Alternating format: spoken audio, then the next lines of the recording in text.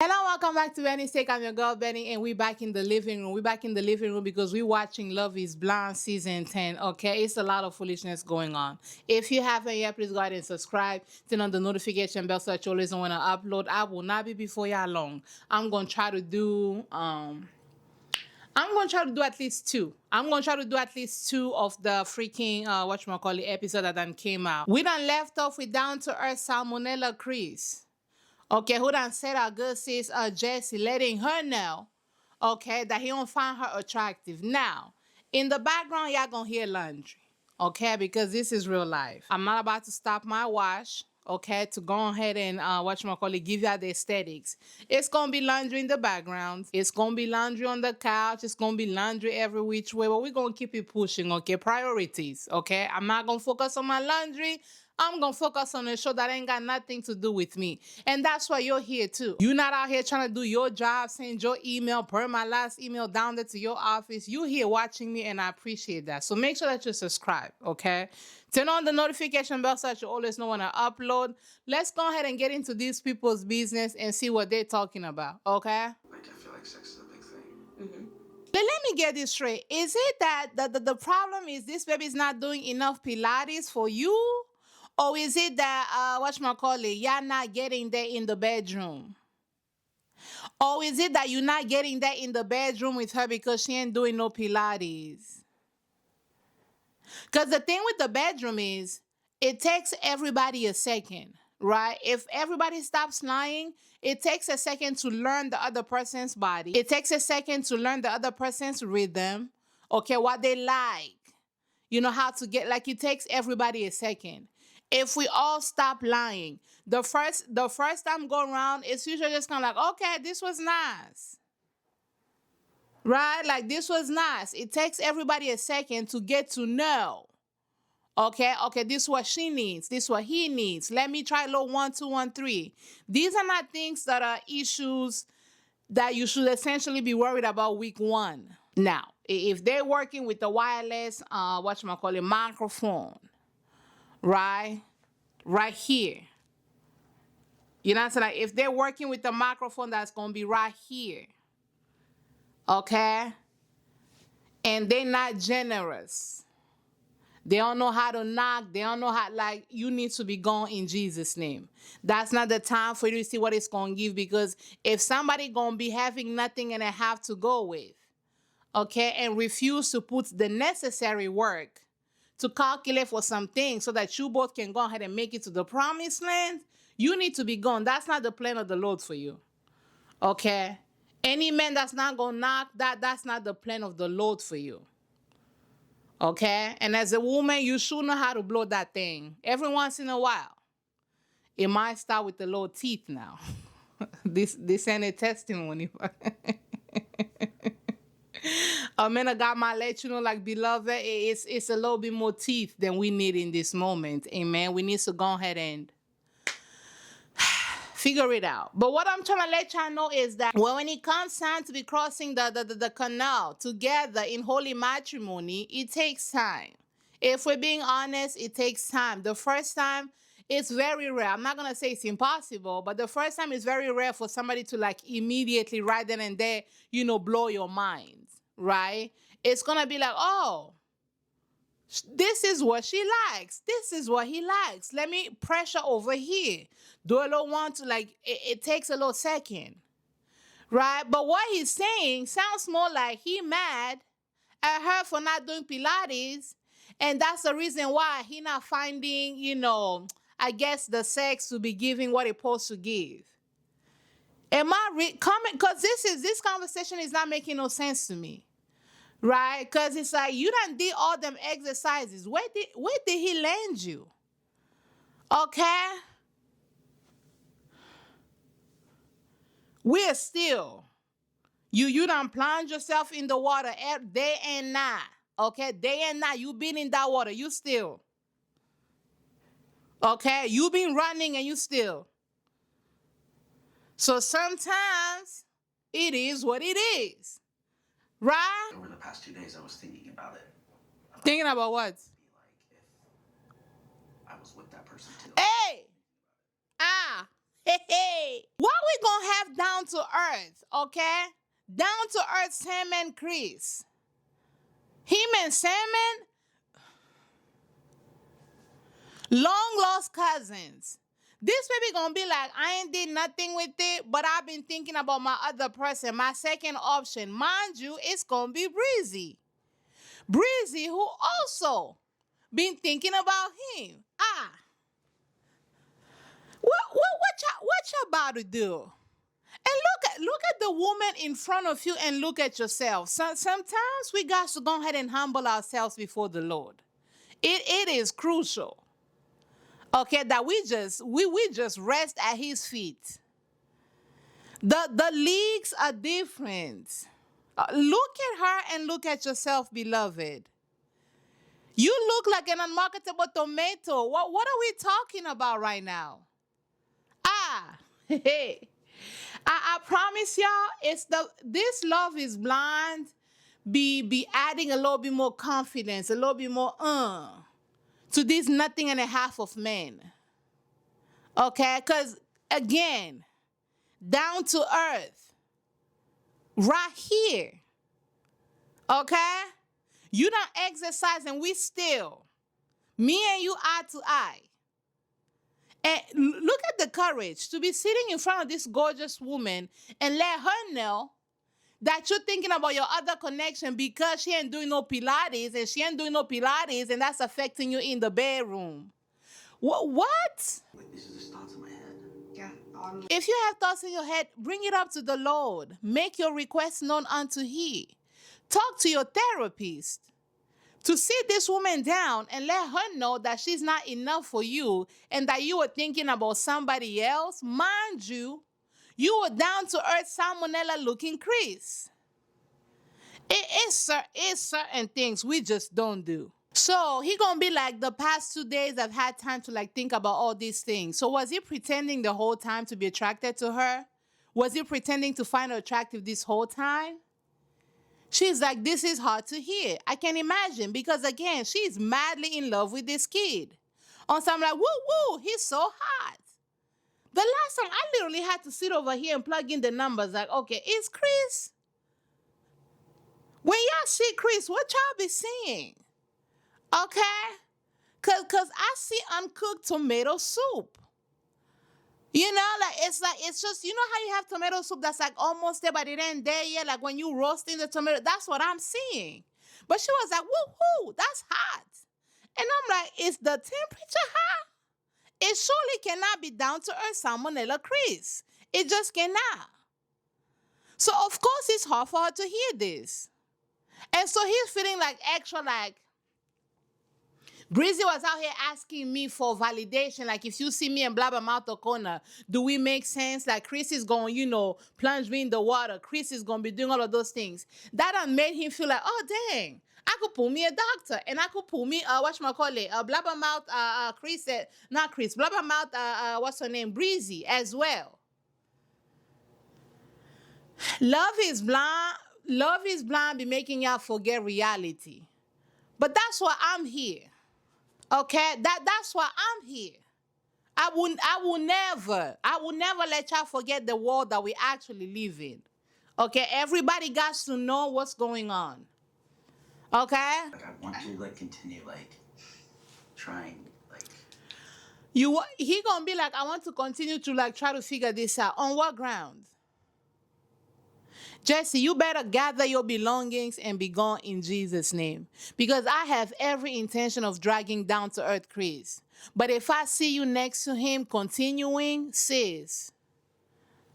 Okay now. All right. She gonna nod her head and it's like, are you just like taking in what he's saying? Or is you about to stay here and figure things out? If he done told you this baby is not, attracted to you sexually because you don't do no Pilates. Mind you, you're not like morbidly obese. Right? You're not like, 600, my 600-pound life. Like, it's not that. Oh, wow, okay. I don't know how I'm supposed to be like fun now. He gonna be like, oh, wow, okay. When you walked in here, okay? As you walked in, you was like half the door. When you walked in, this the door, this you, half the door. When you walked into this conversation, what the hell did you expect? feel really stupid. Don't be. Don't be. And this is what I'm going to say. She going to be like, I feel really stupid. And I'm like, don't be. Because again, this is a complete like shift. At least to me, did y'all see these signs in the beginning? Right? Because it's like, in my mind, I'm like, oh, he about him to be like a short king. Short kings don't get enough love. Like I don't think I peeped this level of this switcheroo. I don't think I peeped it. Do y'all think this is also almost like a self-sabotage? Like he's actually seen, the life that he could have with her. Because mind you, this whole time he been talking about how like, dang, like, I never even knew a woman like that could exist for me. Beautiful, educated, financially stable. Like, look at her house. It is mad snakes in there, but like, oh my gosh, look at the house. This could be our home. This is us. Like, do you think the thought of like the thought of all this almost like intimidated him almost, so now he's self-sabotaging?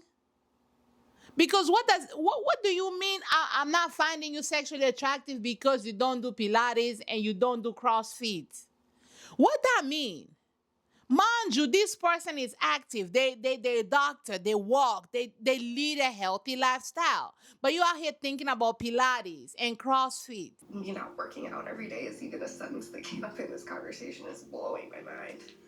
Me not working out every day, the fact that that's even a conversation is blowing my mind. Yes, girl. I just, yeah. Yeah, this is crazy.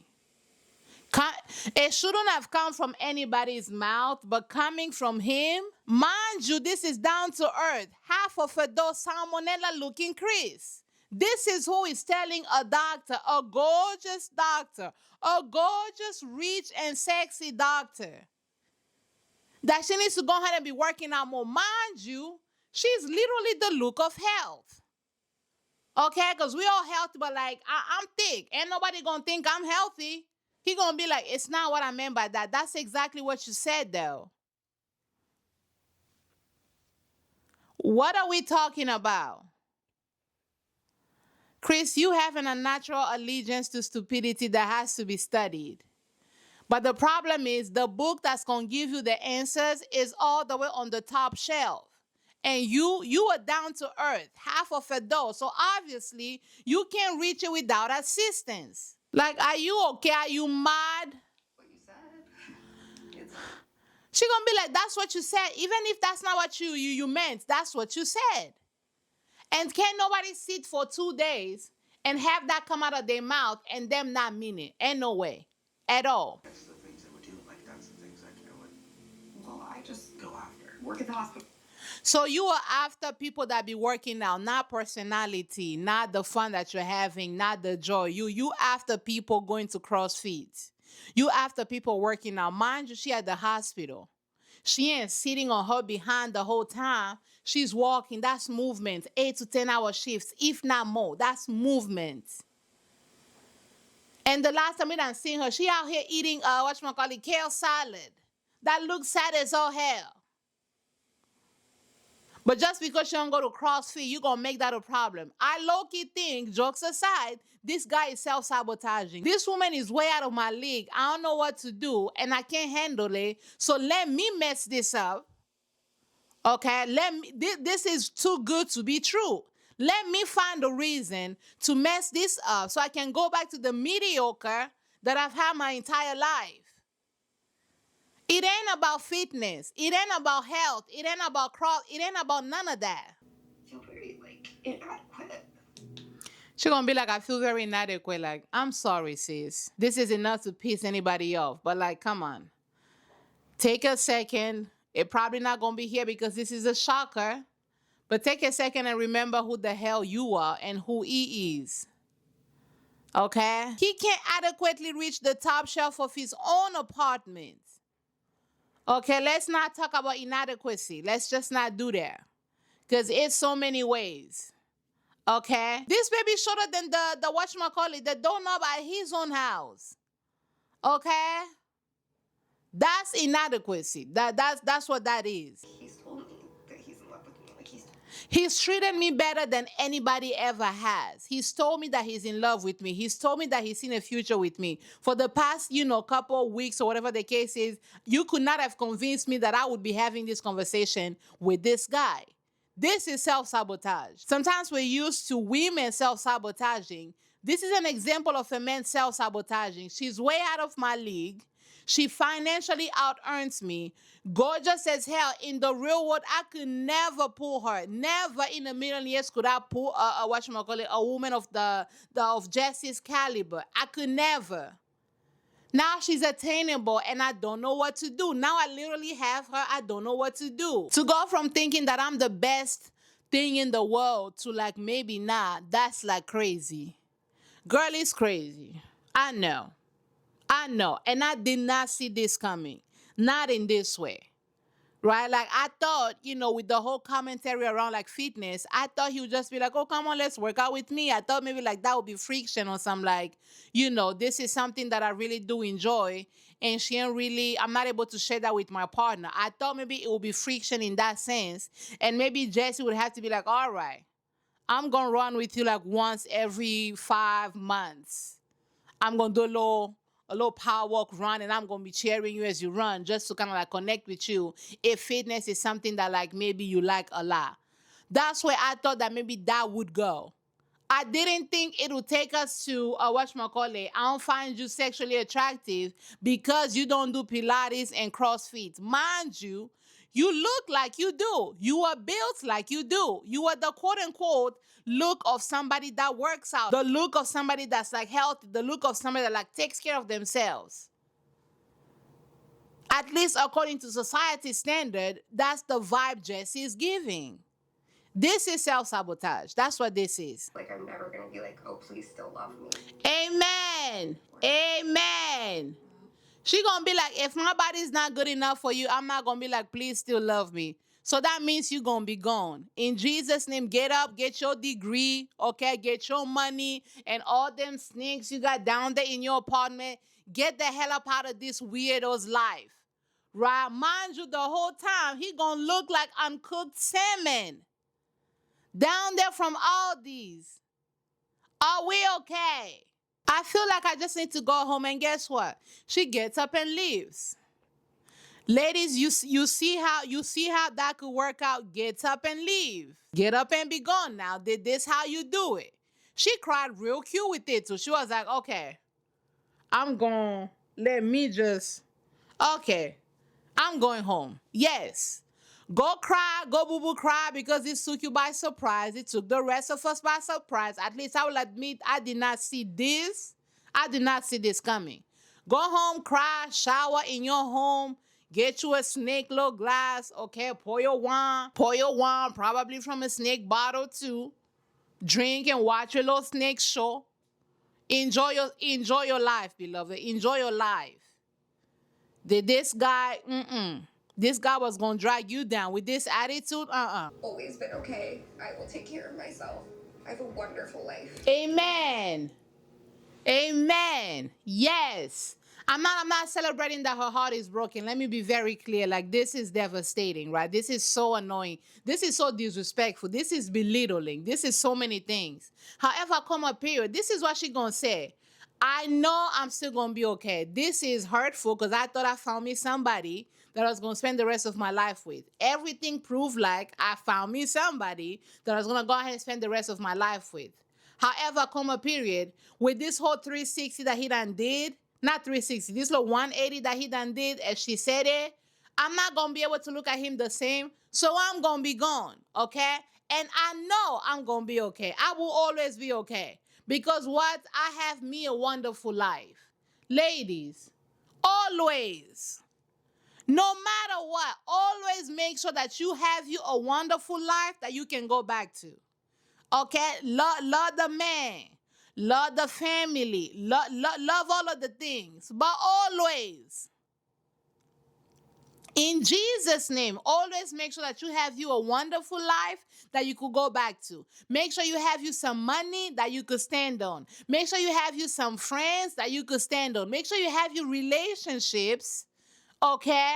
Mentors, church friends, like whatever the case is. Make sure you have hobbies. Make sure you have activities that you can go back to that ain't got nothing to do with the man, that ain't got nothing to do with the partner. Because in the events that they don't, turn out to be who you expected or who you thought they were, you always have a wonderful life to go back to. But some of y'all be getting a man 2.5 seconds and it becomes yours entire identity. My man, my man, my man, my man, my man. Which again, celebrate your love by all means. But have a life that ain't got nothing to do with that man. Have a life, have money. Okay, maintain relationships with your family, with your girlfriend, like your single girlfriend, like maintain relationships so that you always have a wonderful life to go back to. Okay? And even if it's not a thing of like you're going back to a wonderful life, make sure that you always have something wonderful along the way. So that a man or a woman does not become your all in all. Okay? Because it's a lot of y'all that can't leave because you're not in a position financially, emotionally, socially. Okay? Like you can't leave because there's no infrastructure to allow you to leave because a relationship became your everything. Don't do that to yourselves, ladies, please, in Jesus' name. But when two people want to fornicate or have sex, When it's time to fornicate and have sex, what kind of sentence even is that? When it's gonna be time for us to fornicate and have sex? If you are with your partner, it's not fornication, beloved. It's just not. It's just sex. It's gonna be like, oh, for some people it's like 5%. Like nobody said you shouldn't enjoy sex, and nobody said that.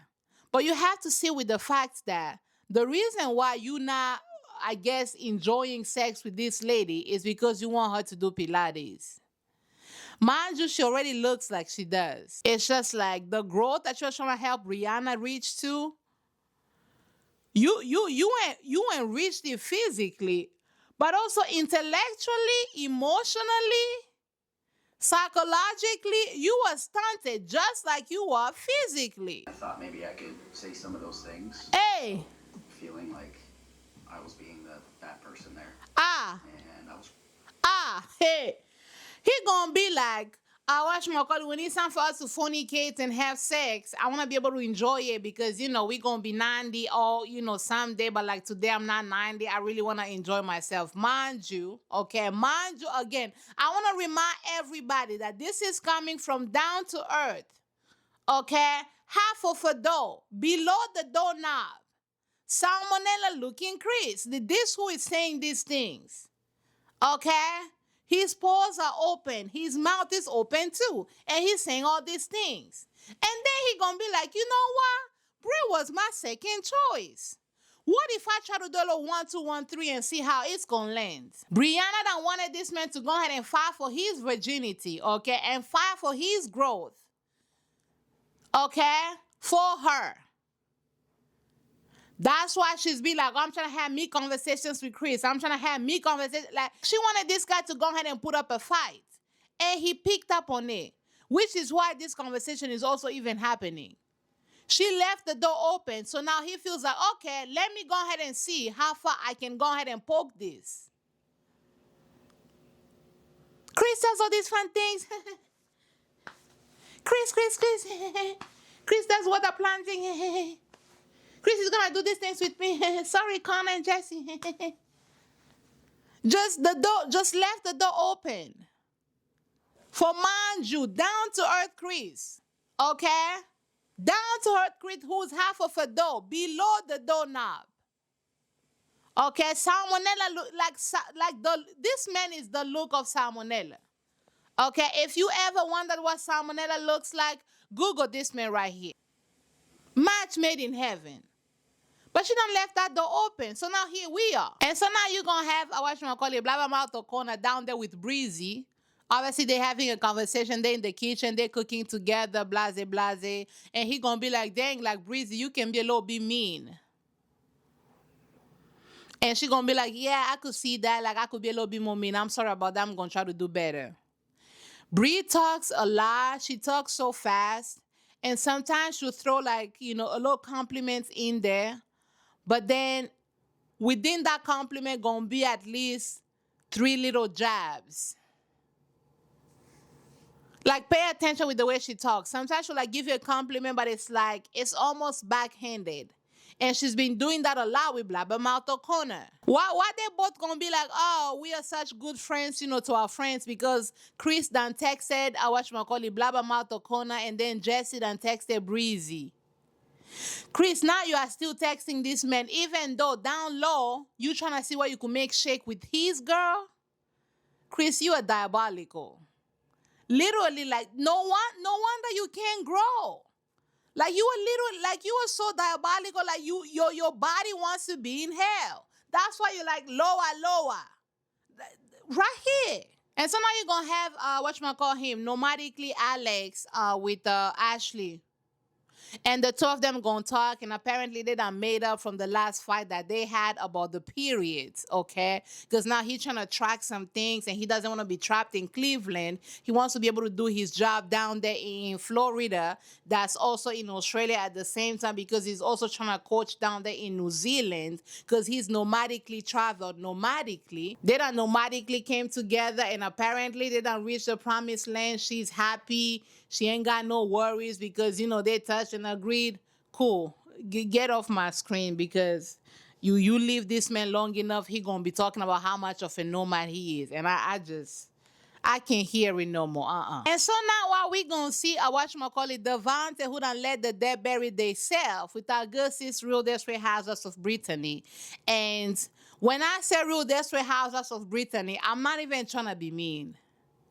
Okay, this girl at this point, it's oozing desperation. It's oozing, I'm gonna go ahead and leave this experiment with the husband, no matter what. Even if the men don't like me, I'm gonna just have me a husband. And that's a shame, because tell me why they're having a conversation. Obviously, I can't play everything. They're having a conversation. And this baby gonna literally, whatchamacallit, tell him like, hey, I feel like you don't compliment me enough. Right? Like, you don't compliment my body. You compliment like my clothes. Oh, that's a nice dress. Versus, oh my gosh, like, you're so beautiful. You see the difference? You're complimenting my outfit versus me. I'm saying? Like, oh, that is such, nice shoes. But oh my gosh, like, you have such a beautiful smile. Your eyes are just so captivating. Like, I get lost in your eyes. One compliments, her body, her physical, being, versus the clothes that she puts on her body. She gonna bring this up to this man, right? And why this man gonna look her dead in her eye?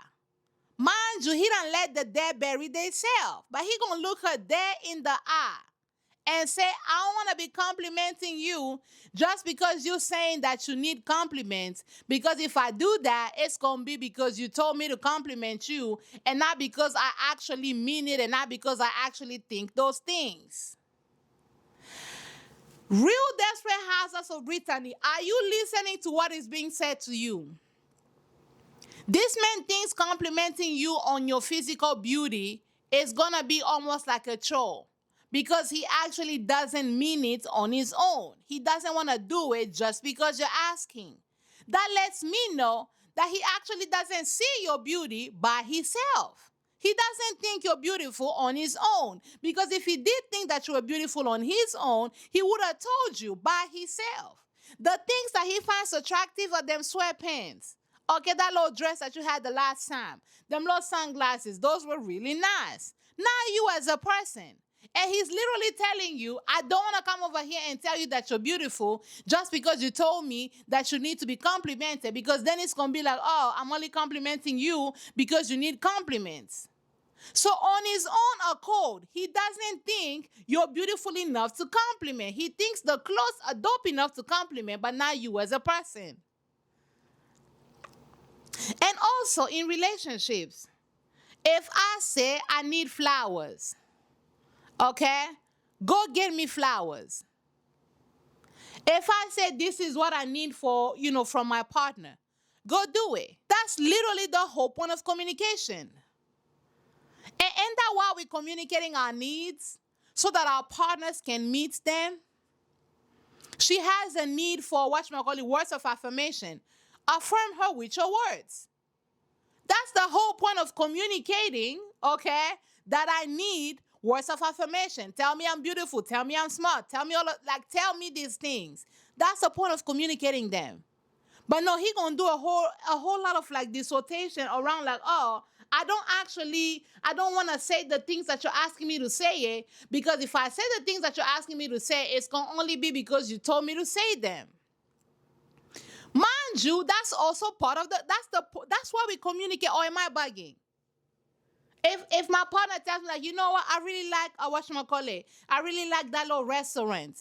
When it's time to book like a date night, I'm gonna be like, you know what? They told me they like that restaurant. Therefore, let me go ahead and book the restaurant.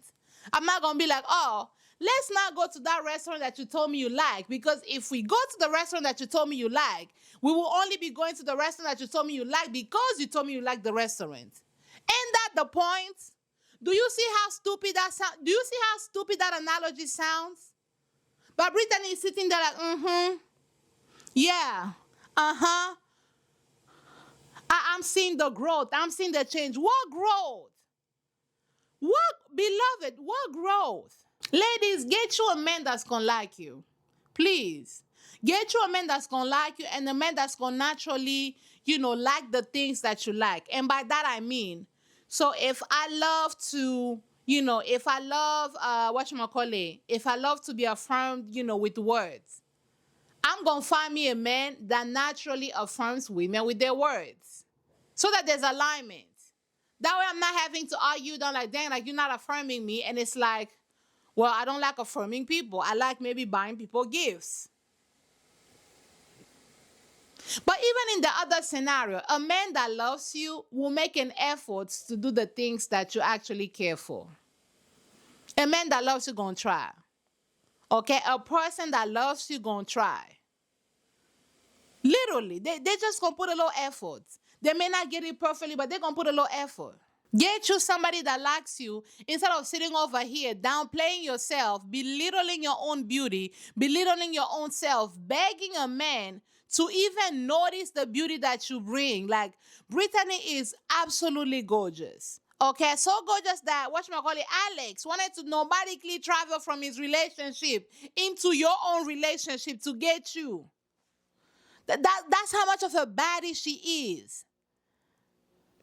And you got Devante, who's already fat, according to her words. The rest of us, we're going to arrive at fat, and he's already fat. You don't even like him. But because you're so desperate to have a husband and to leave this experiment with the husband, you are willing to overlook and oversee any old thing. Why are we going to have Chris? Like, after talking about how much he finna go ahead and shoot his shot with Breezy, who is with Blabbermouth O'Connor, why he gonna be down there in the park with Blabbermouth O'Connor, pretending he's hurt, okay, and upset about the breakup with Jesse? Mind you, he initiated the breakup, talking about how like she don't do no Pilates and she don't do no CrossFit. And so you have what's his name, Blabbermouth O'Connor, on some like, fight for her, blase blase. We all thought you guys was it. Go ahead and write her a letter. Get your paw on and write her a letter. And you got Christopher there like, Mind you, this guy the snake. Okay? This guy the snake, like whatchamacallit, Jesse be having them snakes in her house. This guy gonna be a snake. He's literally laughing in his face. Mind you, he has a whole plan on making a shot at his girl. Chris, you are diabolical. No one, like, the demons within you done stunted your growth. Okay, the demons within you, they pull you down. That's why you down to earth. My God. He gonna be hugging up on this man like, oh, talk to you later, bro. Like, bro. Like, what? Are you okay? And so now you're gonna have whatchamacallit, nomadically Alex, whatchamacallit, who brings over his nomadic mama to meet Ashley. And I'm just kinda like like mother, like son. Like the mom irritated my spirit the whole time again, because even her, she's on some like, he's a nomad. Nomadically, he's a nomad. My son gonna be a nomad. Like, it's just gonna be a nomad. And I'm just like, Get off my screen. And so you're gonna have Ashley talking to the nomadic mama of nomadically Alex, and she gonna be like, I never had a man that's gonna choose me like 1000%. And Alex did. And I'm like, beloved, are you sure? Because it wasn't long ago. I know you ain't seen it yet. You did have your suspicions down there in Cabo of how long you was out here talking with whatchamacall her, Desperate Houses of Brittany. Right? Are you sure about that? Because he was giving 100%. I'm finna lead this lady today. Let me get some of that Latina spice. Let me get that sazon going, okay? Did this baby and chose you nomadically. And they also talk about like, some of his exes. And apparently there's like one where she didn't know about. And you almost could see how she was like inquiring a little bit more from the mama, like, oh, tell me more about like, his past whatchamacallit relationships. And whenever she goes to ask him about it, like, to confirm certain things, he probably gonna lie. He probably gonna lie. He probably gonna talk you in circles and have all sorts of dates realistically. One thing about him, it's gonna be nomadically and it's gonna be realistically. Everything is either nomadically or it's gonna be realistically. So realistically, he probably gonna lie to you. Nomadically, that is. And so now you have Emma and Mike on my screen yet again. Okay?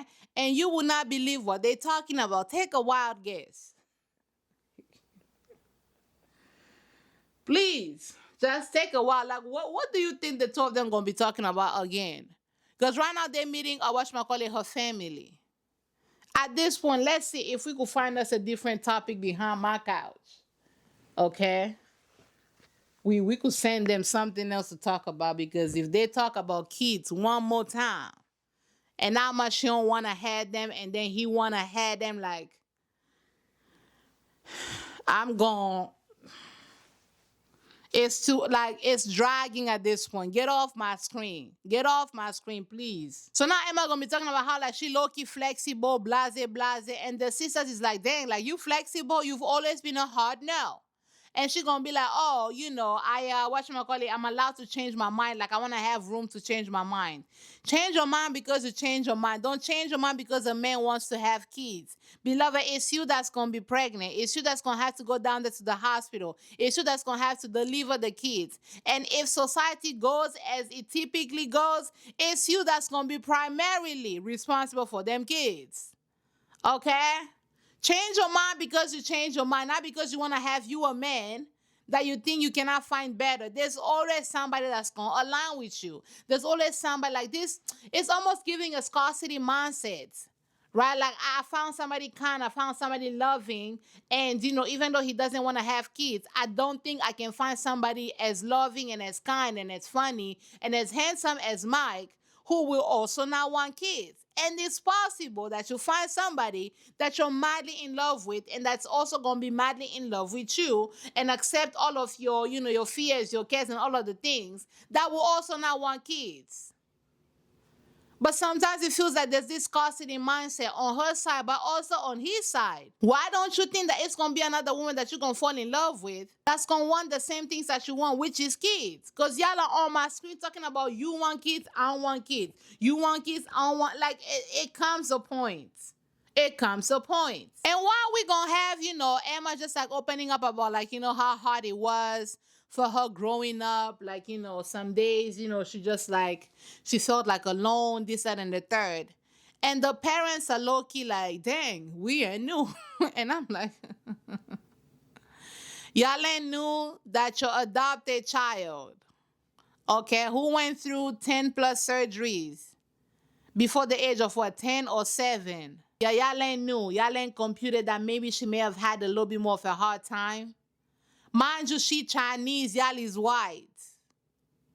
Yeah, it didn't dawn on you even a little bit. Or, she was always bubbly. Yes. But like in the home, y'all gonna be like, there were times where she would just be like in, whatchamacallit, I don't know, was it a garage or basement? I don't remember exactly the word that they said. But she'd just be by herself. And we just sort of kind of like gave her space. What I think she was doing in that space? Hello?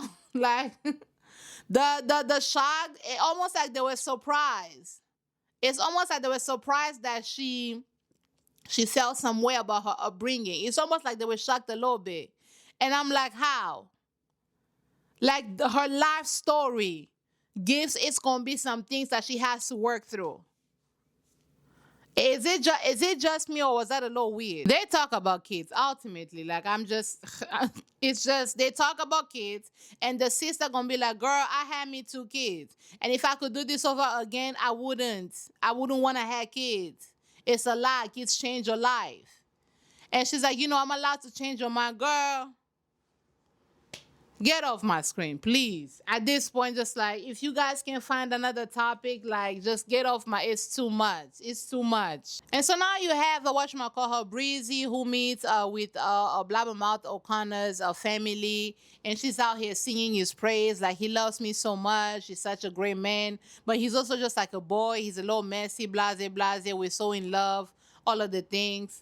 Girl, I don't think the two of them gonna work. I just comment down below. I don't think the two of them gonna work because already she's like she's not all the way in, and then he talking about how she be low key mean, and it's like she talks too much and she wants to talk to Chris, and now Chris wants to talk to her. Like, what's that gonna be like? It's just like it's too much, and but she sings his praises, and so now you have a whatchamacallit, Ashley, who gonna be interrogating nomadically Alex about some of his exes. And at this point, the math is not my thing. This is kind of like where I see a little bit of her dad, because she was asking questions, and this guy was like, "Oh, well, it was in August, but then it was in July. When did you go see the ex?" It's just like it was in August. I was having me an entanglement during August. Then I went down there in September, but it was also October, and I was also hooking up with some girl. But that's also like not really serious. Like I'm just being honest, realistically and nomadically. And it just kind of like it just wasn't giving. And she gonna ask him like, "Oh, I just please don't cheat." If that has to be a request, like, girl, be gone. If you're sensing in your heart that this guy Loki be lying about his stories, which I feel like in this case, she really was like interrogating him on something like, was it September? Was it October? Like, what was it like? What was the overlap?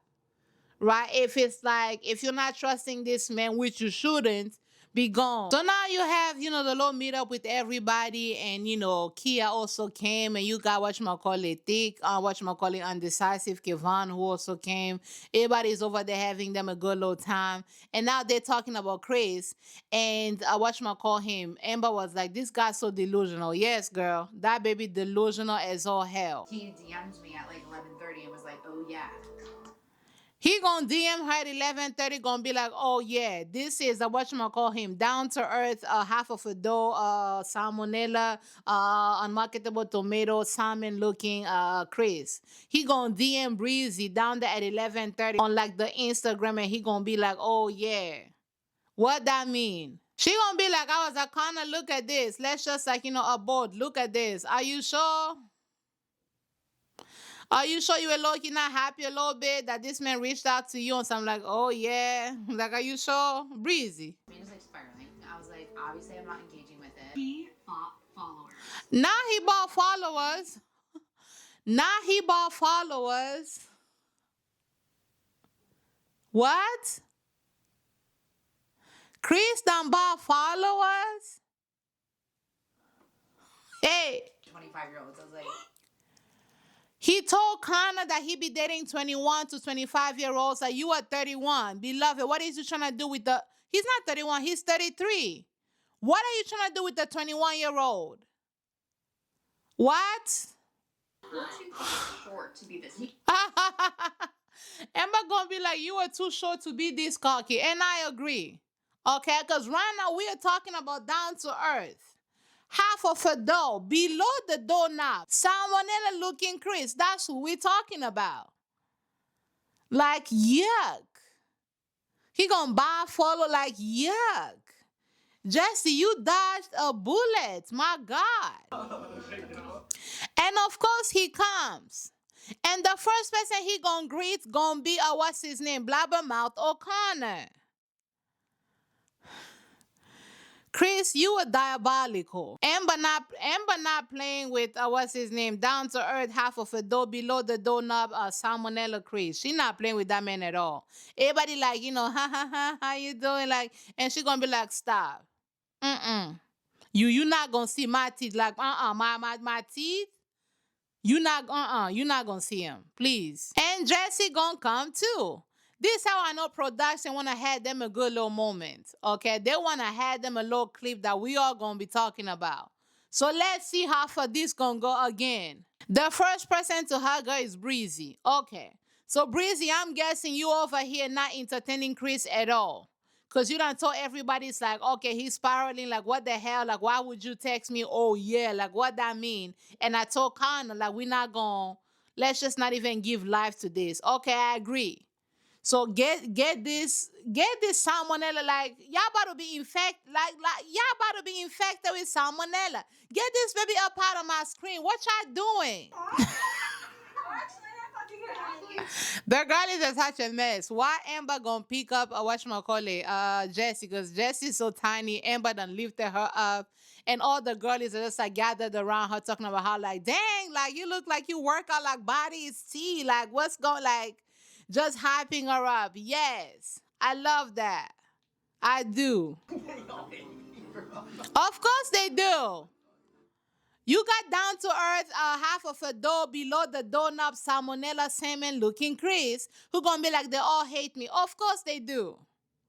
Get away from my screen with that sweater that you got going. Like, get.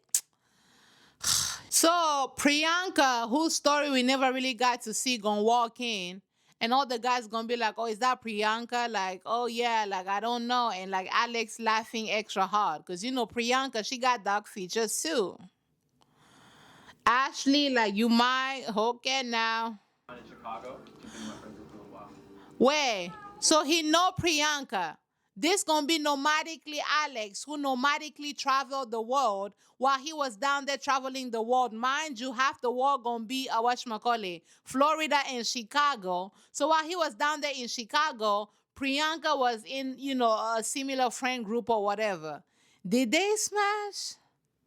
Cause this guy be quick with it. Like, wait, so the Instagram he done whatchamacallit DM'd Breezy from was an Instagram he started the night he done went down there to whatchamacallit to freaking to the strip club, and that's when he bought the followers. Like, this guy is spiraling. Very much spiraling. This is self-sabotage. And so now he don't know what the hell to do with himself. Okay, it just this what you get. Alright, I'll be right back. I gotta pee.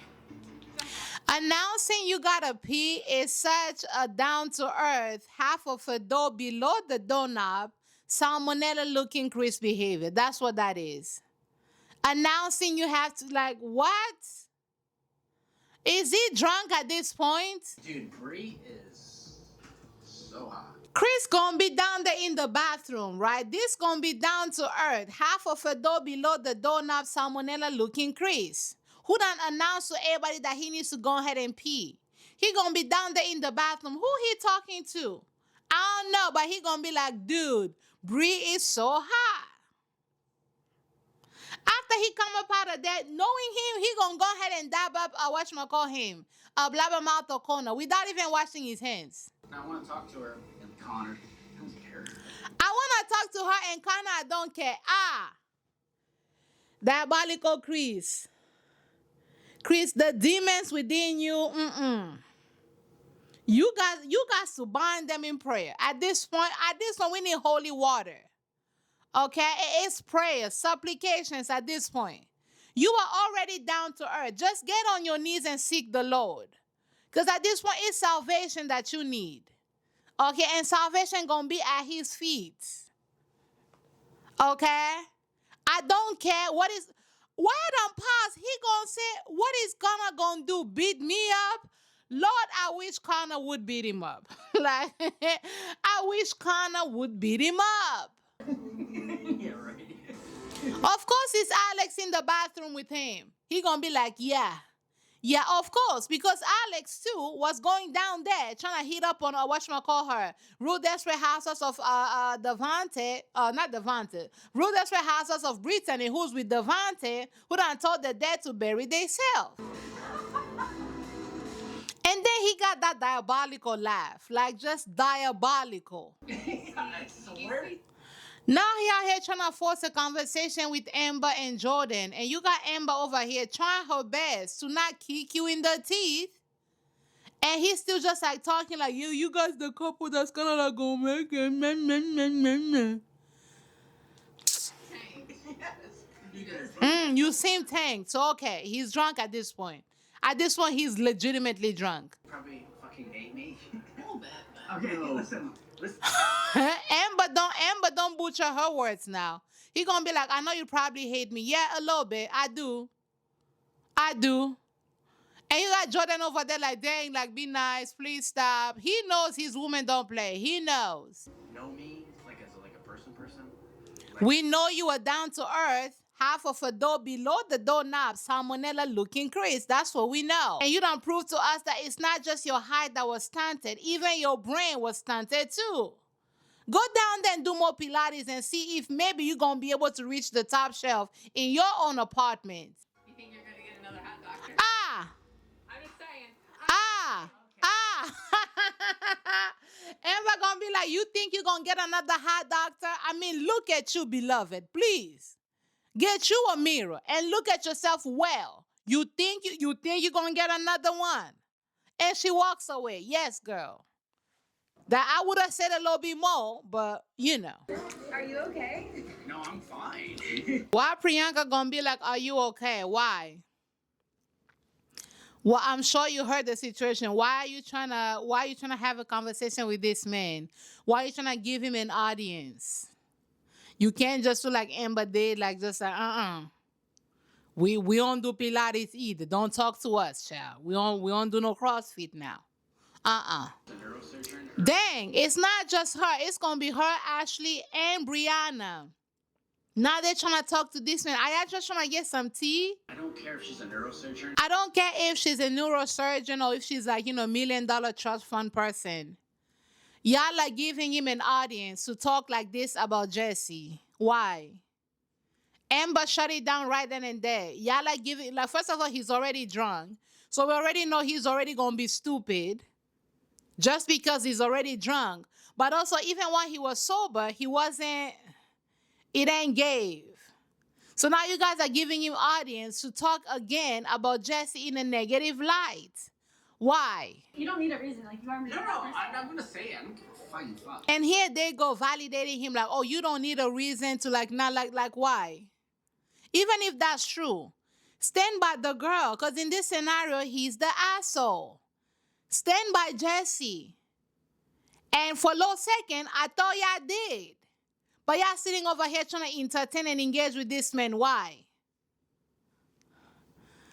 It's some of y'all just... You want somebody to go through the gym with you. You want someone who's like doing this thing. Like, you're the partner. And here comes Breezy interfering. Oh, that's what I'm saying. It's like it's different. Because Priyanka gonna be like, oh, you just want somebody that's gonna go to the gym with you on some like maybe lifestyle type kind of thing. And you got Breezy there like, interjecting like, well, I know, that's what I'm saying. It's different.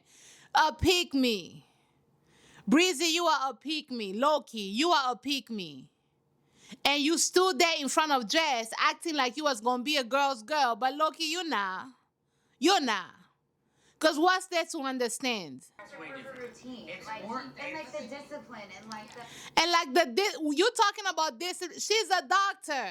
It don't get no more discipline than that. And in a relationship, people are allowed to like different things. And they're allowed to dislike different things. If you like going to Pilates, it's Pilates classes. Go.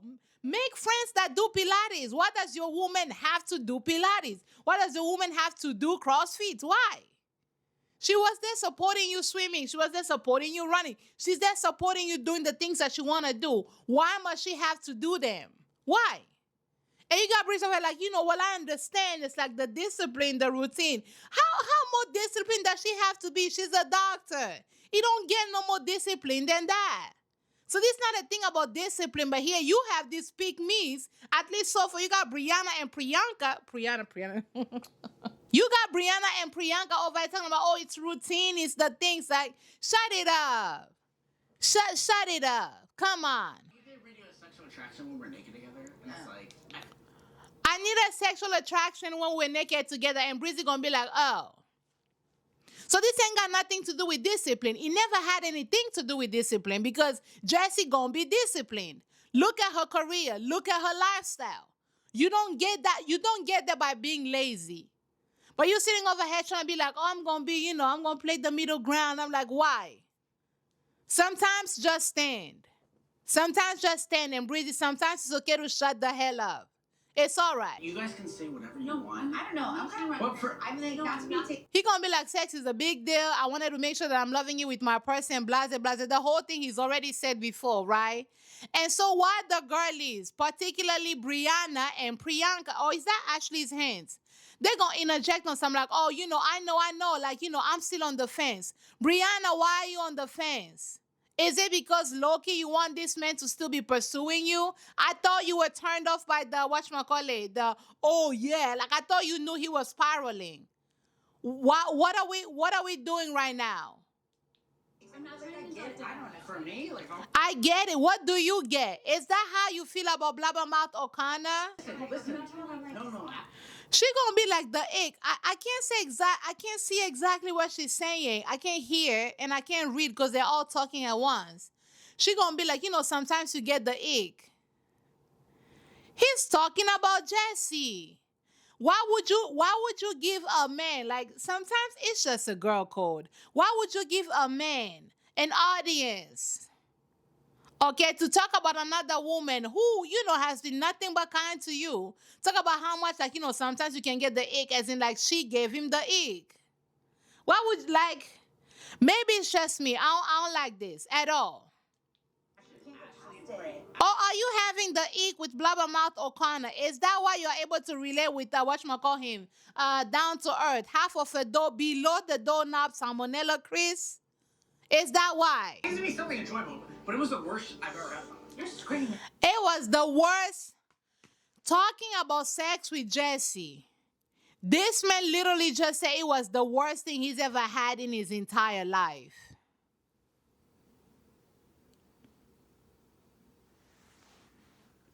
Now, this man responsible for everything that he's saying, 1000%. I will never take the blame, of a guy's behavior and remove it from him and assign it to women.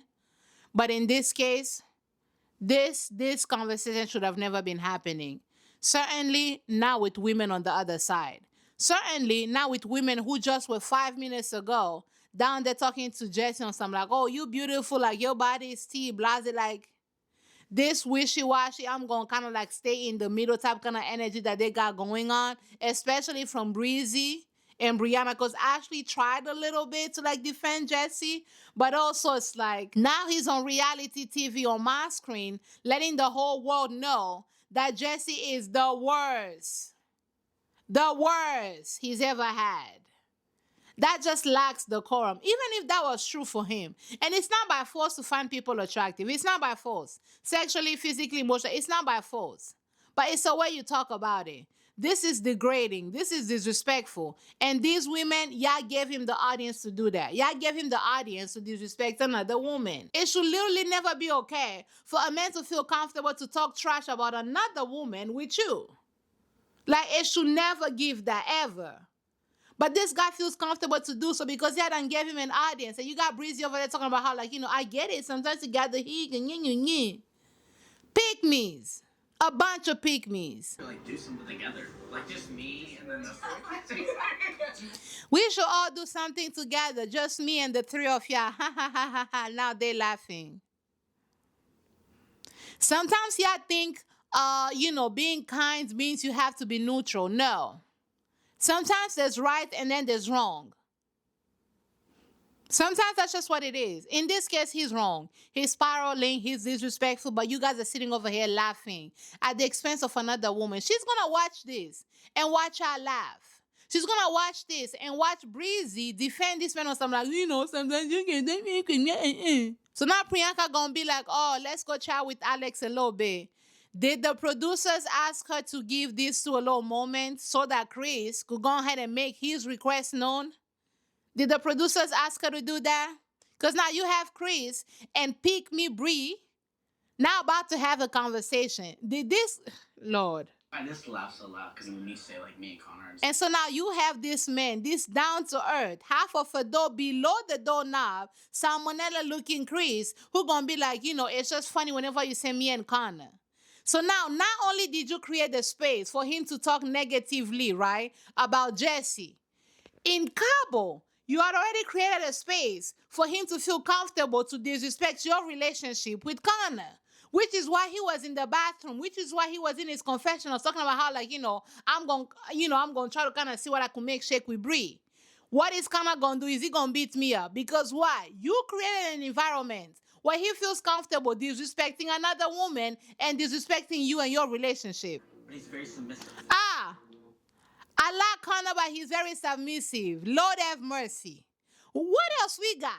Since you wanted to hear his thoughts so bad, let's all hear his thoughts about the man that you're supposed to be with, blindly on my screen. And she's sitting there, it's almost like she's agreeing. Connor is very submissive. She's sitting there taking it in, not shutting it down at all. So that's the ick you have with Connor. You think Connor is too submissive? Is that what you think? Connor wouldn't be. What do you mean? In existence. I could have turned it up a notch with you in the pod, and Connor wouldn't be in existence. And she gonna grab her drink and take a sip. Breezy. Chris is disrespectful, but again, the ground for him to be disrespectful, the space for him to be disrespectful was created by you. In this scenario, by you. At least for him to disrespect your relationship, you gave him the go ahead. You did. You did in Cabo. Like, oh, Chris is not going to do this. You helped, boost his confidence. Mind you, he's down to earth. Half of a door, below the doorknob. Salmonella looking Chris. I see you in the real world and I'm like, fuck, I fucked up. So Love is Blind gonna be about falling in love with who somebody is on the inside. He interacted with you on the inside and he done told the whole world that you be giving off like a dude masculine energy, just like towering over him. And he done chosen somebody that felt more feminine. Okay?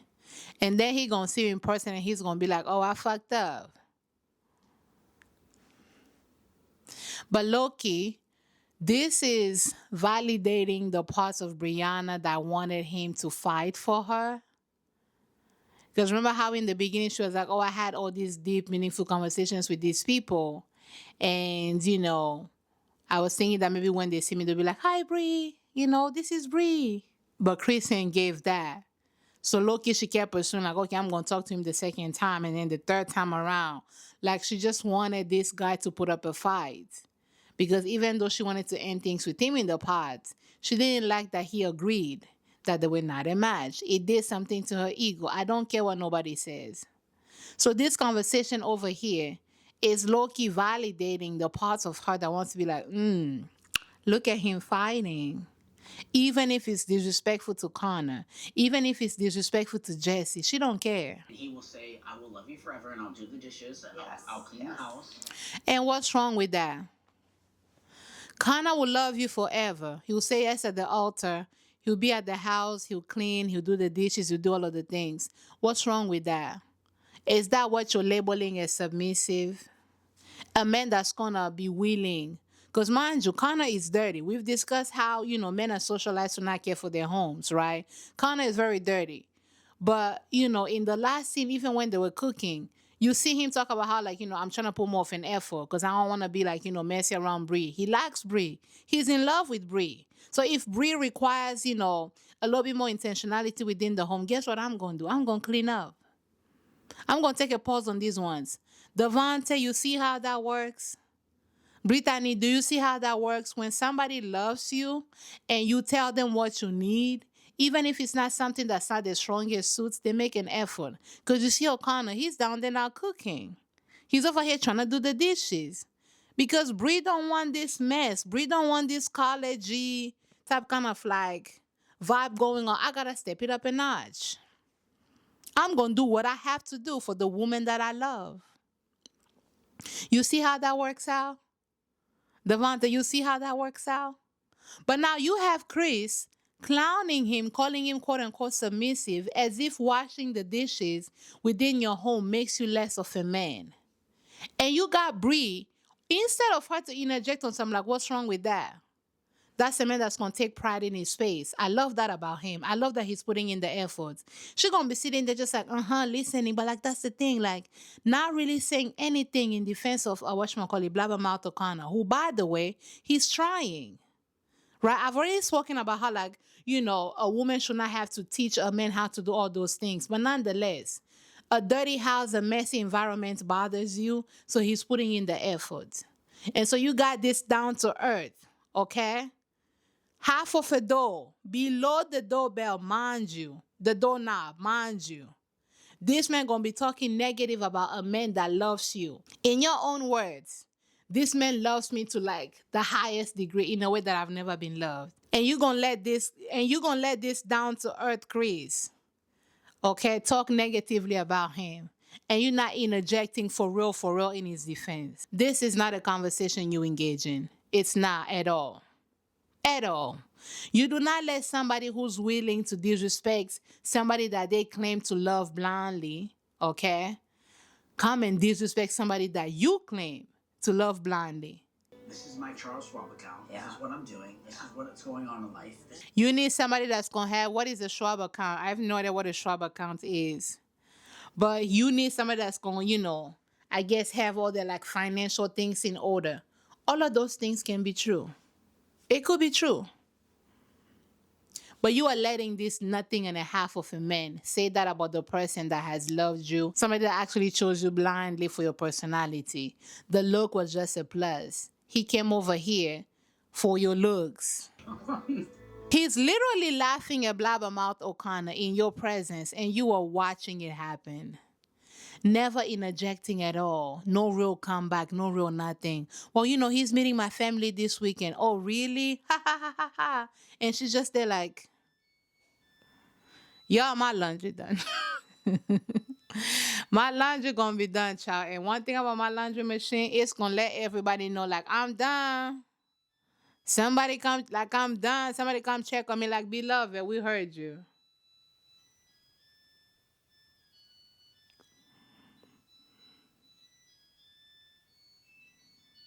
Now it's done. Like she wants to make sure that everybody hears her now.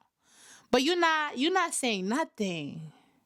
Because Loki, you're liking the attention. Even if those were thoughts that you already had, like, dang, like I want me someone that's gonna have the Schwab account. Which there's nothing wrong with the woman desiring that. This is just not the audience for that. It's not. You shut this down. And then go talk to O'Connor about his Schwab account. And if you think, having to talk to him about the things that he should have already been had is an issue, leave. Just be like, you know what, this not working. Because he gonna watch this and this gonna be disrespectful. The same way Jesse gonna watch this and it's gonna be disrespectful. And you created the audience for it. Like, you could have just walked away. You could have did the same thing Amber did. But all three of y'all pygmies stood there. I'm not going to ever blame y'all for the actions of a man. But what I will do is hold y'all accountable for creating an environment where a man feels comfortable disrespecting another woman and your man. And now you got Blabbermouth O'Connor on the other side. He going to be talking about how, like, I love Bree. We're so confident. We're doing the things. Like, and she's over there just like, ain't no spine. Ain't no spine in sight whatsoever. Whatsoever. Looking for someone to like outwork her, outmotivate. Are you sure about that? Blabbermouth O'Connor gonna be like, oh, I've spoken to her friends and I don't think she's looking for somebody that's gonna, out alpha her, that's gonna out motivate her. Are you sure about that? Cause she's over there agreeing that you way too submissive. You're not alpha enough. You giving omega 3. Like, what? The way you're showing up for her is exactly what she needs. Jessie gonna be like, Brie and I, we're so similar. The way you're showing up for her is exactly what she needs. But is it what she wants? No, but it's good. Okay. Is that the best sex you've ever had? No, but it's good. Why are we having that conversation? Because you could have just said, like, that's my business with my men and I'm not discussing that. First of all, the conversation should not be happening at all. But if it's going to happen, it's so many ways you could shut things up. Even if that were to be true. Because as soon as you said that, now he gonna come back with another comeback. Let's hear it. What is this man gonna say? I like to give the best Yeah. they've ever had. I like to give the best they've ever had, and she gonna be like, yes. If you leave Blabbermouth or Corner, you could actually have the best sex you've ever had. This is exactly what he's saying, and you're like, yes. And you're not dumb. You know where this man is going, but Loki is validating that need to be fought over, to be fought, for. Sometimes you get the ick. Like, I get it. Like, It's not the egg. it's hard. It's like horrible. Again, she gonna come back with the whole sometimes you get the ick. And he gonna be like, no, it's not the ick. It's horrible. So we're going back to talking about Jesse again. You just gave another man, an audience to describe another woman as horrible on national television. You like guide you and like show you places you've never been before. You need somebody that's gonna guide you and show you places that you've never been before. Beloved, you've never even seen your top shelves. Where you finna take her that she ain't been before by herself? Like, you need a ladder. Like, you need a ladder. You need a ladder to go ahead and reach the books up there on the top shelves. Where you finna take anybody where then you never been up there, beloved. You trying to help her grow. You never grew. You were stunted both physically and mentally, emotionally, intellectually stunted. The whole time, like, where you finna take her?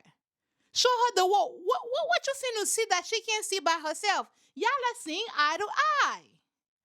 What you gonna see that she ain't gonna see by herself? He's a very submissive guy. I'm not a submissive guy. I know. I'm not like that. He's a submissive guy, but me, I'm not submissive. She gonna be like, I know. Breezy. She's smiling. I want to do that with you. Stop. I swear to God. I want to do that with you. Stop. No backbone, no respect for nothing. And you got Okana over there singing your praises. Breeze patient, breeze kind, breeze like. And so, of course, they're going to end it right there. And this is the power y'all clap. Because we done finished episode 1. Go ahead and clap now, please. Everybody clap. I want to hear my applause. I'm going to wait for it now. Because I'm putting in that work. Y'all gonna clap for me in Jesus' name. Let's go ahead and go into episode 10. Because what the hell? Why didn't you say this stuff in Cabo? Why didn't you say this stuff in Cabo? Breezy, if he said all these things in Cabo, what would you have done? Because you know that the water was warm.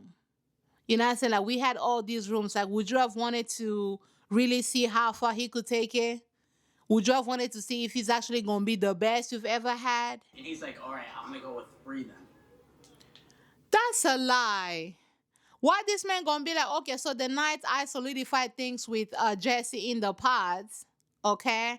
I done went and told Connor, and so Connor was like, okay, I guess I'm going to go with Bree then, suggesting that he would have otherwise gone for, or Emma. That's a lie, right? That sounds like a lie. It does sound like a lie. It does sound like a lie. It does. You need to like have these like types of assets. Now he gonna talk about assets. Like, what? Assets. We're talking about love. This man is talking about assets. This is an insecure man. This is nothing and a half of a man. He has nothing to offer as is, which is why he keeps talking about the accounts that he has, the Schwab accounts, and what he gonna help you do, what he gonna help you grow into, all the things that's gonna happen with his growth in like 10, 20 years. Because in the present, he ain't got nothing to show for nothing. Nothing. What the hell you think he gonna take you to 4 seasons for? Because he got a chance to know who you are at the core. He ain't want you. But then he's seeing you and he gonna be like, this girl, she hot as fuck. And she don't live, that far from me. I'm gonna take her to 4 seasons. What you think was gonna happen in 4 seasons? Stop. And he goes to grab her hand. She's not moving it, she's not budging, nothing. You would have had a good time. I just paused. It's going to be like, oh, you would have had, a good time, I guarantee. Like, we would have been like Fuck buddies. Hey! So I felt like we would have been fuck buddies, and you see her face almost like now she's clocked in because this man now verbatim says we would have been fuck buddies, even though this entire time that's what he's been saying. You just not clocked in because you want to be validated so bad. I saw her in real life and I regretted my choice, meaning it's only your body that he finds attractive, not the person that you are, the way Connor did. Hmm? Breezy. Now her face is like, dang. So let's see what you. you never responded back, so I was like, Well, I'm in a relationship. Oh. I saw her Instagram and I was like, yes. I sent you a message, but you never responded. Oh, but I'm in a relationship. Are you sure you're in a relationship? You sure about that? You positive? Because it's been 3 to 5 business days of this man just like dogging your partner, calling him everything but a child of God the whole time. Whole time. Honestly, I would not go through this with anybody but him. So now you're going to defend Connor after he told you that you would have been like his fuck buddy. After he verbatim said that, now we're going to try to kind of clean up the space a little bit like, oh, it was always Connor. Girl. apparently, like, I'm Andrew Tate, apparently. You're a who? Been crazy. Now he want. Okay, get this man off my screen because I'm about to like at this point get this man off my get this man off my screen because the things that I actually want to say, that the names I want to call him, I cannot. Now he want to be Andrew Tate. The Andrew Tate guy. Oh, I don't know that person. Okay, all right, whatever. Now she finally walks away. It literally took 3 to 5 business days, and it took Priyanka coming back, and now she leaves. Because if not, we probably could have kept going. We probably could have kept going with all of these conversations. Breezy, you are disrespectful. Now you got Kevon and Kia meeting. Please get these people off my screen. I don't have the time. Please, I do not have the time. Get them off my screen. Kevon, you're not about to just talk my ears off again. And Kia, we're not about to prolong this conversation. We already gave you your flowers. You done told this man off, and you made all of us proud. We're not gonna drag this at all. And so now you have Jordan talking to the boys about just meeting Emma, who is Amber's whatchamacall, her Amber's daughter. And he just speaks about how he's nervous because that's a relationship he also has to work on fostering and whatnot. And why Amber gonna hear it in the backgrounds and she just walks away. And you got Jordan over here talking about how hey, Amber, you heard that wrong. I'm not trying to talk, badly about you essentially. And I'm like, this is yet another reason why you don't bring, a reason why you don't have single parents essentially, on the show like this. Because yes, that does add the added pressure of he has to work on that relationship with your child. He has to make sure that, he's getting along with your child, or, if it's vice versa, if it's the man with the kid, she has to make sure that she's getting along with your child, getting along with, your child's, parent, all this co-parenting, dynamics that needs to be fostered.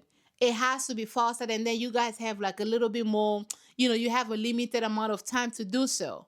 But then you have Amber who walks away because, again, as a single parent, the margins for error are very little. The minute you feel as though somebody gonna be acting like your child gonna be a problem, you see the women, or even sometimes the men, you see the women be like, what you're not gonna do is disrespect me. We saw the same thing happen with Love is Blind Friends with Tatiana and Yannick. This baby was like, I just need a little bit more time. And she was like, I ain't got the time. I'm a single parent. I don't got the time. I'm not about to uproot my child. I'm not about to do that. There's no room for there's no, margin. There's no room for error. When you have a single, a single parent, there's no room for error. And now you got Amber over here storming away for literally nothing and a half. This man is having a real, legitimate, concern. He has to bond with your child. That's important because he is going to be part of your child's life. He has to figure that out.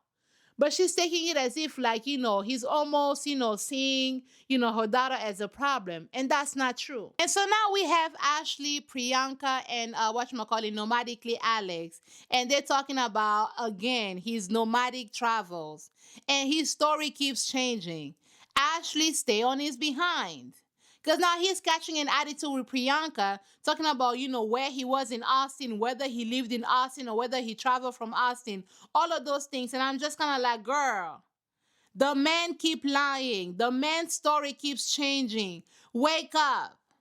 Okay? Wake up, Ashley. Wake up. Wake up and be gone. Because now she's gonna talk about how like you do realize how that makes me look. You look stupid. Yes, you do look stupid. Now what are we gonna do about that? Is we gonna stay? Like just like take more of the stupidity because you're catching him in lies. You're catching him in stories that's not making no sense. What you gonna do about it though? Nothing and a half is what's gonna happen. And so now you have nomadically Ashley and Alex who go back home, and she keeps asking questions, talking about how, like, these stories are not making any sense. And of course, he talks in circles, and it's like, okay, fine, I wasn't trying to attack you, blase, blase, and they order food. Mind you, they ordered food, and nobody asked me what I wanted to eat. Like, y'all keep traumatizing me, and I ain't got no food, and no drink, or mask, like, and no nothing. Like, nothing. And I was hoping she would stay on his behind, but no. She lets that one go, even though she's calculating some things and the math is not making no sense. She's like, okay, I guess. What? And so now you have Breezy talking with Blabbermouth O'Connor, and she sort of kind of maybe tells him what happened, but she doesn't tell the full truth. In her recalling of it, in her retelling, it's almost like, Chris was just being a weirdo who was just talking out of his behind, and she was not an active participant, which that's not true. That's not true at all. You engaged that man. You agreed when he said Connor was submissive. Like, you agreed. You created the audience. You created the space for it. Again, no decorum, no honesty, no vibes. And of course, you got Blabbermouth O'Connor who's so in love with her. He's not like, this baby don't want you for real, for real. She don't. For every time she's kind to you, she has about 2 passive-aggressive comments. Every time. So now you have Amber and Jordan now having the conversation about what happened at the low, the meetup with everybody. And, you got this man out here being like, hey, like, I never said I don't want to meet your daughter. I never said that. But it's really something that I'm concerned about. Like, what if she doesn't like me? I want to make sure that I make a great, first impression. I want to make sure that your daughter likes me. I want to make sure that your daughter thinks of me the way you think of me. Those are valid concerns. I'm not trying to I'm not trying to play or run away. I love you. I'm here. And you keep comparing me to all these guys from your past. And that's unfair. And she's going to talk about how I have my wall and I have my wall. And I'm like, beloved, even the walls of Jericho had to come down. Okay? It comes to points. It comes to points where we have to work through those traumas instead of whatchamacallit, instead of bleeding it on people who are actually trying to love on us. Right? I don't know Jordan from Adam. But based off of this show, from what we've seen, this guy has done nothing but show up for you. He's done nothing but show up for you thus far, at least from what we're seeing. And in your own words, this guy has shown up for you. It comes to a point where we gotta break down those walls a little bit. Because the thing about walls, it could be keeping all the hurt and the bad people away, but it's also keeping away the good people. It's also keeping away the love. It's also keeping away, the joy that you can experience with people. If you're going to run away every time somebody just says something along the lines of, maybe a fear that they have. Not as in I don't want to meet your daughter, but I'm nervous about meeting your daughter. And here you're going to run. She's going to talk about how, if you felt that way, why didn't you tell me? Why are you having those conversations with your boys? Bring it up to me.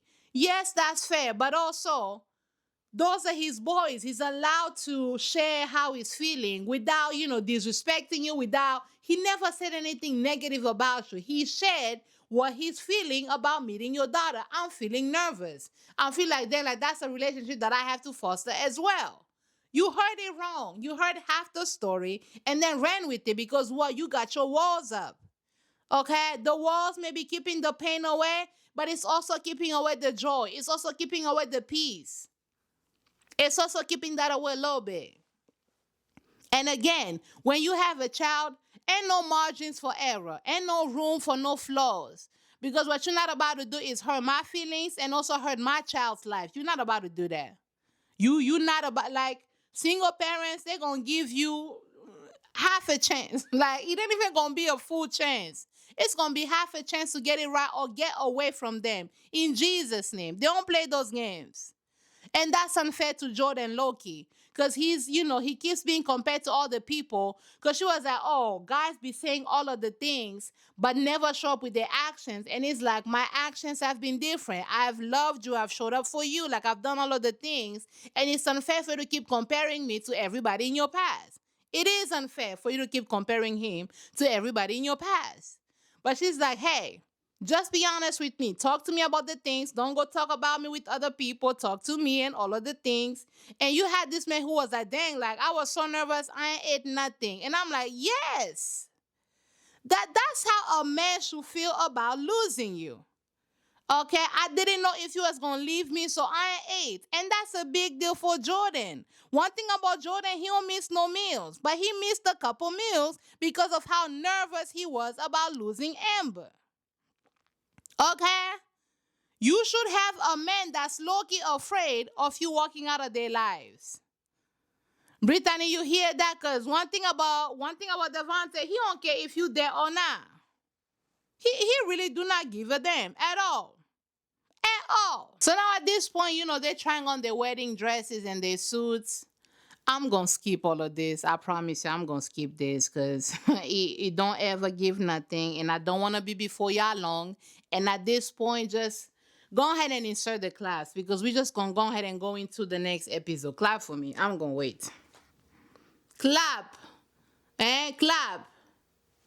Please clap. And while you're here, subscribe too. Let's go to the next episode, shall we? I'm proud of myself, and I'm proud of us for making it through. Because this season has been exhausting. Everybody just aggravating my spirit the whole time. So now we see all the couples kind of like, having their final dates before the wedding. You have Blabbermouth O'Connor and Breezy, disrespectful Breezy, okay, down there on this little train. And, she's singing his prayers, talking about how, like, my family loves you. It's important for me. Like, just talking a whole lot of talking. But also, this baby, you don't want this man.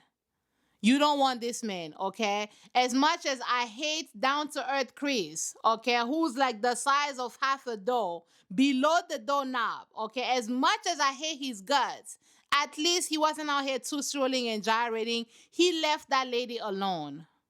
You need to do the same. I don't appreciate his methods. I don't even appreciate his reasoning. He's so dumb and so slow, right? But he still left that lady alone. Stop two-strolling and gyrating with Connor, knowing good and well you don't like that man. Stop it. And you have whatchamacallit, Vic and Christine. And at this point, these two, are you all sure they're not married already? Because it's like their communication is just like, they get along so well. Low-key, they married already. Low-key, I'm not gonna lie to y'all. Low-key, they might be married. That's what I need me to do. Whenever they come to Connecticut, you people, I will sign up for Love is Blind. I'm going to get my husband on the other side. Like, I'm going to get my husband on the other side. Let's get a little, vow renewal going. Let's get a little 1, 2, 1, 3 going on with Netflix. Like, please. Are you sure these two not married already? Because, god dang. Their communication is so smooth. They just love each other. Like they're best friends for real, for real. Like, dang. What's going on? Because I'm about to do that. Let them come in Connecticut. Y'all gonna see me on y'all screen, okay? I will be a menace. I will be a menace. Y'all gonna see me in there. Me and my down-to-earth husband. As much as I be clowning Chris, me and my husband, we see eye to eye. Okay, but we're not assholes. He not an asshole at least. Jesus. And so now you have, Devontae and Real Desperate Housewives of Brittany, and they're talking about, like, the wedding coming up, and why Devontae gonna be like, I need to go ghost for like a day to just kind of like think things through, whatever the case is. And like, yes, taking some time away is fine, but like with Devontae, he don't want to be with that lady. We've already talked about it. He don't want to be with her for real. And she don't seem to really care like that. She just wants her husband, aka why I call her the real Desperate Housewives of Brittany, because it's like she wants her husband by any means necessary. She literally got the dress already. And she gonna ask like, how are you feeling as far as like, the decision that we have to make with like, the wedding coming up. He gonna be like, yeah, I'm not like all the way there. I'm like 98% blase. And you was talking about me, like I turn around and you was talking about me like, in a group full of people. And something about that just, it made me feel low. It made me take pause because it's giving a little bit more controlling, right? Let me explain. Now, I've never been one to be like, go ahead and talk about your partner to any old body and just like blabbing about your partner, especially if it's something negative. I've never been the one to do that. However, it's healthy for everybody to have an outlet, to have a person that they can essentially discuss, relationship stuff with. Right? For me, it's my sister. Like, I'm never gonna go ahead and start talking negatively about my partner, but like sometimes I need advice. Sometimes I need a new perspective. And it's somebody that I trust. It's somebody that I know has the best interest, has my best interest, and his best interest at heart. Right? So it's healthy for me to just feel like, this is going on, like advice or whatever the case is. And he has the same thing too with his family, with maybe like, his trusted friend. It's like it's normal.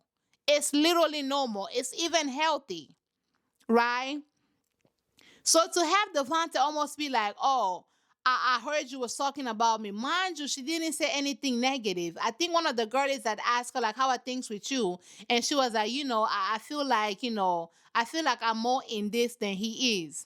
That's not her talking badly about you. It's coming off as controlling to me because it's low-key giving, them dudes that be like, oh, I don't want you to be talking to all those, like, those people. All those people are like haters. It's me and you against the world. It's giving that energy. The kind of man that's gonna isolate you from, from your community, that's gonna isolate you from people that could be the voice of reason. Right? So that when they start, mistreating you, and not even just like, as in to the extreme of maybe like DV or anything like that.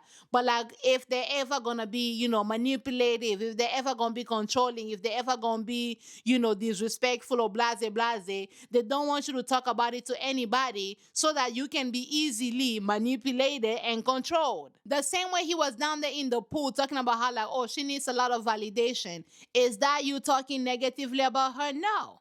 It's you having a conversation with your boys. But with her doing it, you deeming it as a problem. Those are the kinds of dudes that low-key want to isolate you from people that could be the voice of reason. The people that's going to be like, girl, leave him.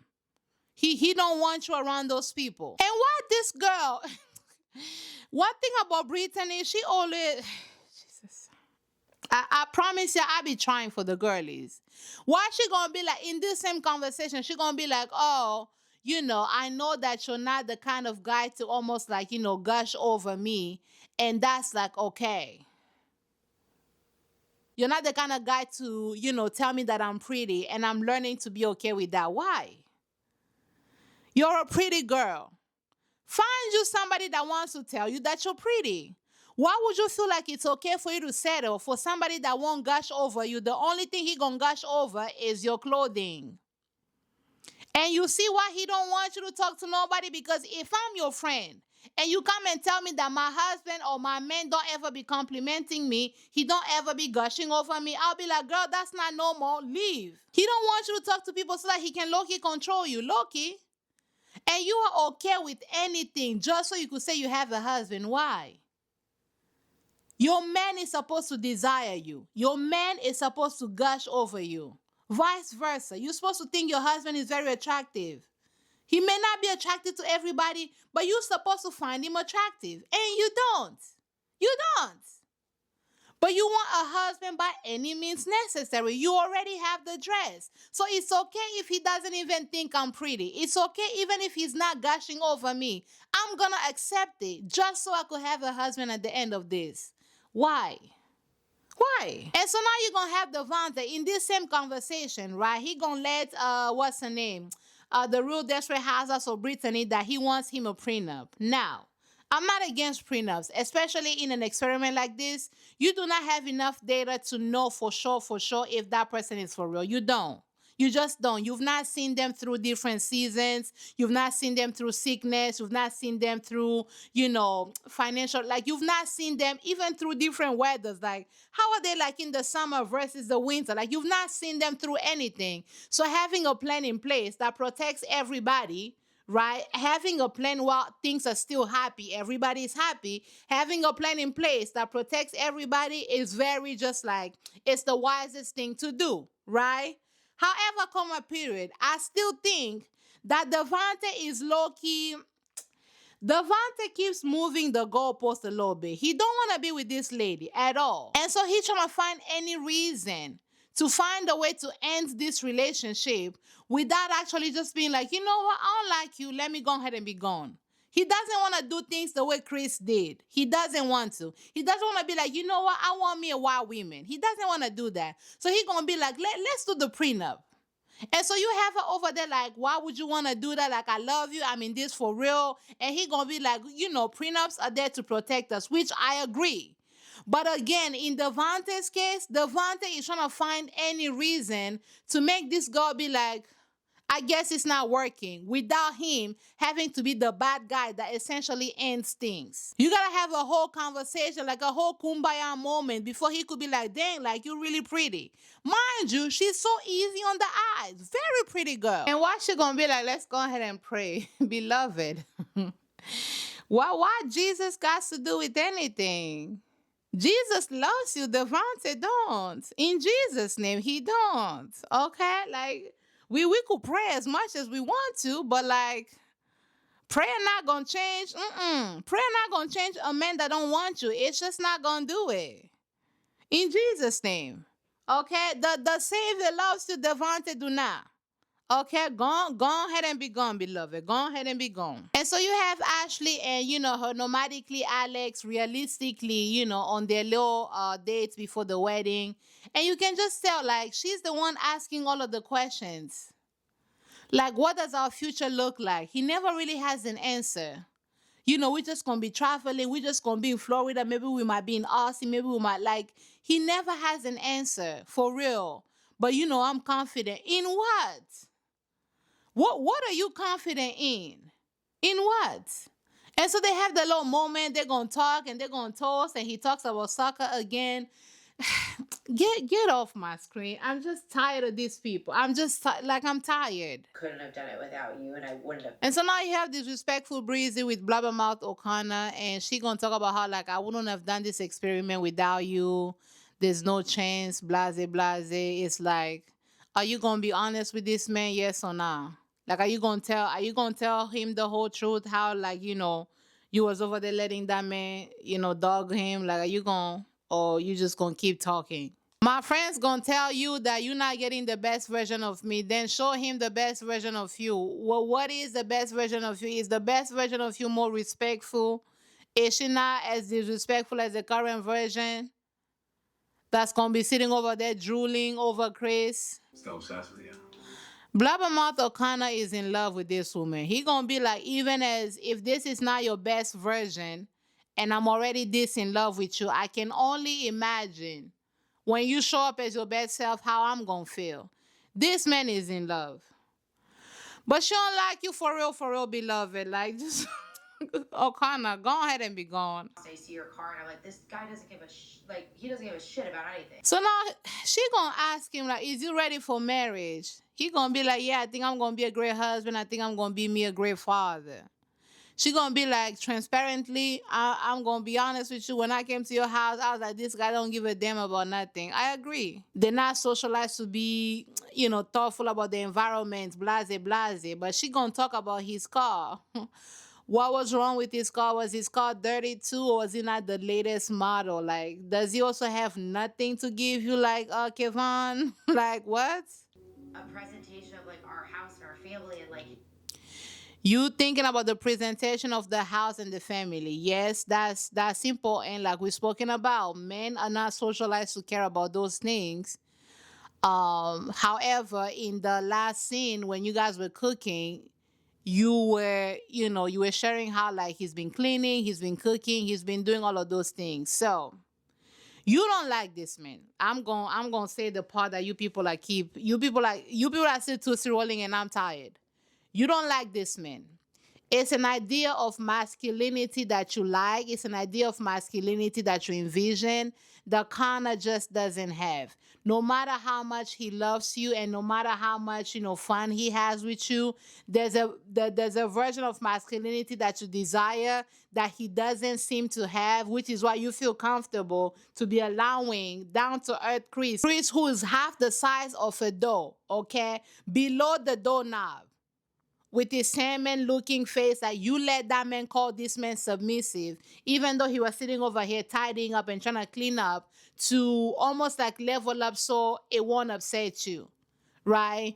Even in his best of efforts, you don't like this man. You don't envision this man as, the man for you, the man for your life. You don't envision him as such. You don't envision him as such. You have an idea of masculinity of like a guy that's gonna be dominant in a way that maybe what Chris was pretending to be. That's your idea of the man that you want. So as much as this man loves you, you don't love him, you don't want to be with him. Are you gonna break up with him or you just gonna keep irritating me and being disrespectful to this man? It just makes me feel like it's lazy. Like there's no pride, there's no like hustle, there's no grit.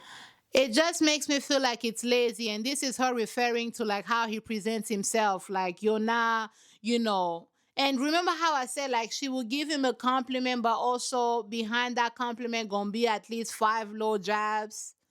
Like I know you don't work hard, for your car, but like, there's the presentation is not giving, like it's giving like you low key lazy, like there's no greed, there's no pride, there's no like you ain't got nothing. You got like a little house, your little car going on, but like you ain't got nothing else. Like it's giving nothing. Like it don't look right, it don't look like nothing.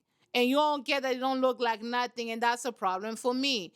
Breezy, you need you a rich man. You need you a rich man that has money, that has resources, that's gonna, live in a nicer house, that's gonna have all of the, you know, call it, a little bit more of like that swag. Maybe like his job gonna call for it because don't this guy be selling garbage? Don't he be selling garbage bins? So now he looks at garbage and it's he looks at garbage and it's a problem to you. His house gonna look like garbage and it's a problem. He works. He sells garbage cans, beloved. What are we talking about? And I don't want to make it seem like women can have both ways. Like, can I have a guy that's gonna be madly in love with me, but that's also gonna be somebody that I can stand next to and feel that level of like like this my man, like that level of look at his face, like look at his home, like that's okay. But also the ways in which this was handled, you and Chris are just disrespectful people. I think that's where I'm going with this. You and Chris are just disrespectful people. It never needed to be that. It just, in my opinion, it never needed to go there at all. Is he just giving me a liability? Hey, ain't no pride. Like it ain't no pride. Like your house, it ain't no pride. Like it's giving nothing. Is this guy gonna be a liability? Beloved, wrap this up. The minute you're gonna think of a man as a liability, wrap this up.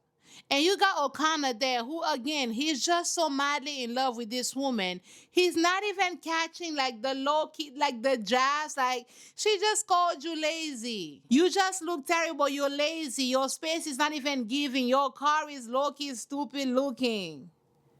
You is a lot like you is a liability. I'm talking about liability insurance. Like she got to get insurance on you. What? And he's just taking it all in. Like I'm just so used to someone that's out alpha me. Like he's I'm just so used to somebody who's, out alphaed me, who's been a leader. If he's not giving a leader to you, be gone, please. And like I said, you can have somebody that you I never want, what I'm trying to say is I never want women to feel like they gotta settle for like, okay, he just loves me, but like this guy doesn't take any initiative to do nothing. This guy, he doesn't have the drive or the vision or the ambition that I have. Which again, let me be clear, there's nothing wrong with O'Connor, right? There's nothing wrong with where he is in life, like with his little house that he done bought for himself, with his little car that he has going on, with his, job where he be selling dumpsters. So long as you're making an honest living, there's nothing wrong with that. So long as you're making an honest living. The problem is it doesn't work with women who may have a little bit more ambitions, right? Women who may have a little bit more drive, which it seems Breezy does, right? Like she wants to be a boss, like in her environment. She wants to be a boss, like in her whatchamacallit, in her work and whatever the case is. And she wants a man that's either gonna be on her level or outdoing her. There's nothing wrong with that. The problem is some of y'all be thinking this is them, Hallmark movies where this like big, big CEO, big rich girl that's gonna go down there to her hometown and find her a guy, okay, that be selling bottles on the side with his daddy's business that's about to close, and she gonna be like, oh, I'm so in love. Let me live my life. Let me live my life of leisure, of access, and of resources to come over here and be sitting with you so that you can go ahead and have your little, your little side business so we could have a little simple life. It doesn't work like that. Movies that made y'all think that that's how it works, it doesn't work like that. It's some girlies that's gonna be out here happy with exactly where O'Connor is because for themselves too, they don't want the big, glitz and the glams. Like they don't want none of that. They don't want it. So that's gonna be okay for them. But you're not that. You want to somebody that's gonna be like what, a CEO of a company that has like maybe a better job, that's making more money, all of the things. That's okay. But don't choose somebody that doesn't have that only to be sitting over here insulting them, calling them lazy, and calling their achievements low-key like a liability. Don't do that. Don't do that. Especially when they've been nothing but kind and respectful to you. Don't do that at all. Don't do that. It didn't matter to Jess that Chris was not at her, tax bracket level. It didn't matter to her at all. But it matters to you. So go ahead and find somebody that's that. Not somebody that's going to pretend to be that like Chris is. Somebody that's actually going to be that. But in the process of doing that, do not bleed on the people that just loved you. Do not disrespect the people that loved you, calling him lazy, calling him like, a liability. Like, no, no. Not she has a list. You ain't came in here with no money. Your house not even bigger than me. Like you ain't came here with nothing and a half. Like she has a list. Okay, sometimes let me do my job. Lord, I'm gonna move. I'm gonna move out. For real? Your your father. All right, bye. I love you. Love you most. She had a list. Like you ain't got no nothing. You not making more money than me. Your house not bigger than me, and it's dirty. It's like your car not even nice. Like what you got, beloved? Like you ain't got nothing, girl. And you got this man just like he's taking it in. Love be making y'all do like how can somebody be insulting you like this and you just like taking it in? And here's the thing. You can be honest and still be kind. Oh, I'm gonna strangle this man one of these days, yo. I'm just gonna have to do it every time. But like, you know what I'm saying? Like, there's a nicer way of saying certain things. I just feel like our lifestyles are maybe not, they're not meshing well. But you got a list like you ain't got no house, like you ain't got no money, like you ain't came in here with nothing but vibes and terrible outfits, just like a terrible wardrobe, like nothing. Jesus. Big energy where you're talking over me or ordering at the restaurant or like the confidence to be like, she'll take this. Like, That ain't confidence though, beloved. That's a little bit more controlling. Like sometimes we be conflicting certain things. She gonna be like, you didn't come over here to out alpha me. You don't have the confidence to be like, we at a restaurant, like, oh, she'll take this. Girl, it's your own mouth. It's your own taste buds. Like what? He got to lead you into what you're trying to eat. Like what? Like you want him to be like, oh, she'll take a salad. That's what you wanted him to do at the restaurant, huh?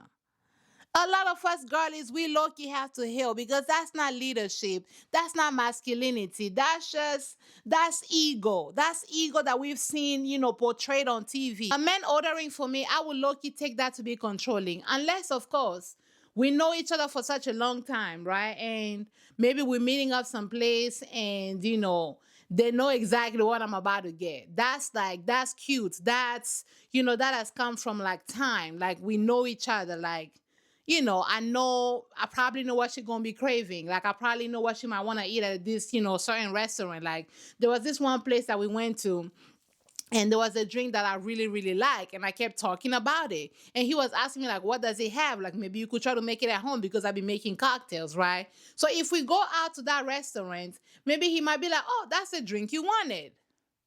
That's one thing. Versus like we met each other 5 seconds ago and you want this baby to go ahead and order for you like she'll have this. How he gonna know what you wanna eat? That ain't masculinity, that ain't leadership. That's low key controlling, that's low key annoying. But I don't watch enough movies of men who are not actually leaders, men who just have big egos that wanna talk over y'all, that wanna like, ugh. And y'all view that as leadership. Y'all view that as masculinity. It's not. It really is not. Big energy where you're talking over me or ordering. You don't have I just played it back. You don't have the big energy to talk over me. You want somebody to talk over you. In this day and age, you want a man that's going to talk over you, a man that's not going to want to listen to you as a woman. And that's masculinity to you. That's what being an alpha is to you. A man that's going to talk over you. Let me tell you something. Leadership to me is service. A good leader serves, right? And you can't serve people that you're not listening to. So a man that's actually going to sit and listen to your needs, that's a leader. Not the one that's going to talk over you. That's just like a man that's going to be interruptive. That's a man that's going to be disrespectful. That's a man that has no, communication skills. That's not a leader. That's not an alpha. But that's what movies I've made it seem like, oh, she'll take a salad. No, she will not, because what if I wanted me some ribs? What are we talking about? Maybe like what should we order? Like what? You don't have the confidence to be at a restaurant and be like, she'll take this. First of all, how he gonna know what you're craving? And if we are, at least with me, with my friends, my sisters, my partner, whenever we go out, maybe that's just like how I like to go out, right? Like we do, not like family style, but like for appetizers, we almost like, ooh, what do you want to have? What do you want to have? And then we order like multiple things and we each get to like, try something new without me being like, okay, I wanted like a little bit of a chicken wing. Now I got to order chicken wings. I wanted fries. Now I got to order my own fries. Like, no. What do we want to do? Like, what do we want to eat? Like, let's order a little bit of everything and we eat it together. And we even do this thing again with my sisters. I don't often do this with like friends because not everybody wants to like, share food off their plates. But with my sister, we'll literally be like, okay, I'm getting this, you get something different, you get something different. And then we're going to try off of each other's plates. So we try something new without ever like, I guess breaking the bank low key. So him being like, oh, what should we order? That's not him being, a wimp. That's not him being like, not a leader, not like a dominant. That's him fostering that community. Like this is a collaborative effort. That's what you actually want in a partnership, low-key. Low-key. Now, he may not have the money and that's okay, you don't want that. He may not have the nicer house and that's okay, you want something better. That's fine. But please do not demonize this man for actually, if this guy is all the things that you're describing, Blabbermouth O'Connor sounds more of a leader than whoever you done imagined up in your mind. Because if that's who you've always dated, Where has that amounted to? If this guy that's like going out alpha you, that wants to talk over you, you want to be alpha, they want to be alpha, like it hasn't given. It hasn't given. The challenge of like being able to accept just being loved for who I am. Is the challenge somebody that's going, help me get up and go work out in the morning, maybe? Or is the challenge that I'm supposed to face in this time? She's speaking for herself. Is the challenge more so like I need to learn to just have somebody love me for who I am, where I don't have to pretend? And she said this time and time again. Kinda lets me be me. I get to be my full self. I get to talk. People be like, oh, Breezy is a lie. Not to Kana. Kana thinks I'm, Kana wants even more of all the things that where people were like, she's too much. Kana wants all of that. And it's okay for you to want somebody that has all of those things, but that's also presented in a way that you like. It's okay. But what's not okay is the way you've handled it, the way you've almost like disrespected this man all throughout the relationship. That's not okay. Because you want somebody that's going to out earn you. You want more money. He don't got it. That's okay. That's okay. I'm just very glad that you took the time, because not everybody does. My dad. So he gonna be like, some that wanna have me a nice house, I wanna have me a nice car, blase, blase, and sometimes people just, think about the material things, and I thank you because you've almost like seen, another side to me. And I'm like, beloved, are you listening?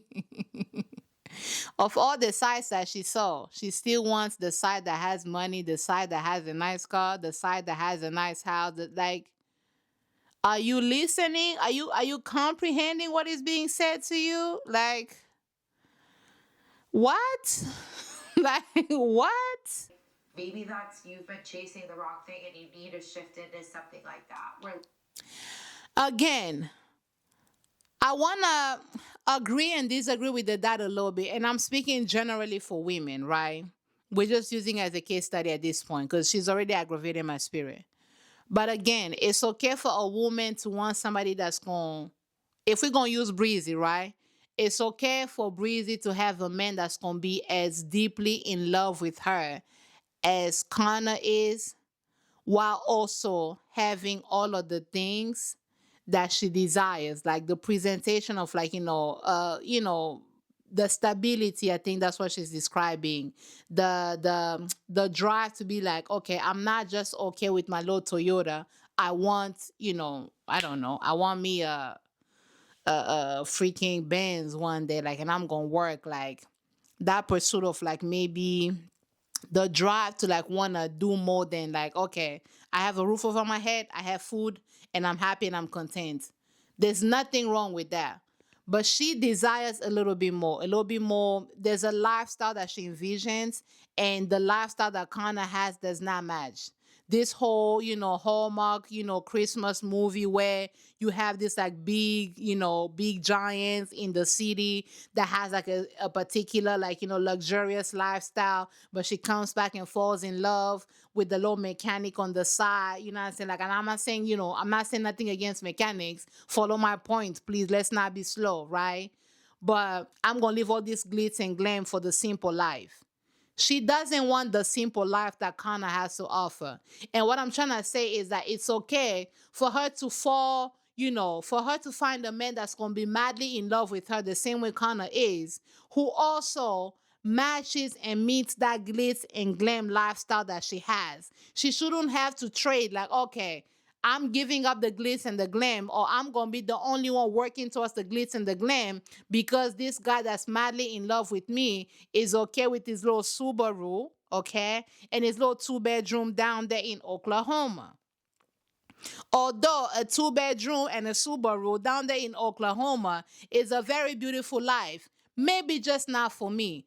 But it's a lot of girlies, it's a lot of people that's going to be happy with the Subaru and a 2-bedroom. It's not me. And it's okay for her to get the love and also the life that she wants. She shouldn't have to settle for either or. Because the advice that the dad is giving is low-key on some like, you know, maybe you've been chasing the wrong thing. Maybe you've been chasing maybe the glitz and the glam, and like the guy that has the, I guess, the confidence or like that alpha as she's describing to give you the glitz and the glam, but they haven't always loved you, right? There's a world in which you get both, is what I'm trying to say. And she shouldn't have to settle for just like, okay, this guy loves me, but this life is so simple. I want a little bit more. Because you never want to sit over here just listing all the things that he doesn't have. He ain't got him a nice car. He ain't got no money. Like, he ain't got no swag. He don't even know how to order for me, even though he don't know my taste buds. He met me 2.5 seconds ago. He don't even know what I like. You don't want to go with that guy only to be making them feel as though who they are is not good enough. Right? And Connor, you don't want to be with a girl that, that's never going to be satisfied with the simple life that you do have, even though, like you say, you wish for more. But currently, you want to be with somebody that's going to be okay with the simple life. It's not her. And the way she's going about it, like, she's almost, I don't want to call it nice, nasty. The only best way I can think about it is like for every time she gives a compliment, it's like a backhanded, jab. You've loved me, you've shown me how it is to be loved, but you're so lazy, you're a liability, you ain't got no house, you ain't got no money. It's like, what? The whole concept of it is love blind. Because had I Love is blind, but we come back into the real world where nothing is blind. Okay, eggs gonna be $35 per egg, and they're not trying to give you the yolk with it. You just gonna get the little white stuff. You gotta buy the yolk separately. Okay, so love is blind to some degree. Love is blind to some degree now. are you the total package, or are you in my life to teach me how to be loved? So she goes on this whole little rant of like, you done told me how love is, blase, blase, it's beautiful. But like, are you the total package, or is this just the person that's, were you just here to teach me how to be loved? The answer is that he came here to teach you how to be loved. Go ahead and be gone in Jesus' name. The dynamic Loki reminds me of, the other girl from the last season. I'm forgetting her name. She just had a baby with the guy who was like super rich. But like, she was dating the single guy. What was her name? I'm forgetting. Sparkle Megan. Sparkle Megan. She had all this money, and then you had the guy who was just like, of humble means. They had so much fun, but like eventually their lifestyle just didn't make no sense. But I will say, perfect difference. The difference between Sparkle, Megan, and whatchamacallit, disrespectful Breezy is the actual respect and the actual love, right? Megan, Sparkle Megan never made the guy. What was his name? I forget his name. I'm forgetting his name. But she never made the guy feel as though, who he was and where he was at in life was like, not good enough. It may not have been good enough for her, but she was always respectful. She was always kind. She was always all of those things. Breezy has not handled herself in that way. She allowed another man to call you submissive and call you spineless and call you all of the things. Right? She said that and agreed. And she said here in front of you, calling you lazy, calling you a liability, half the package, like all of those things. You see, like Sparkle Megan is a perfect example of that.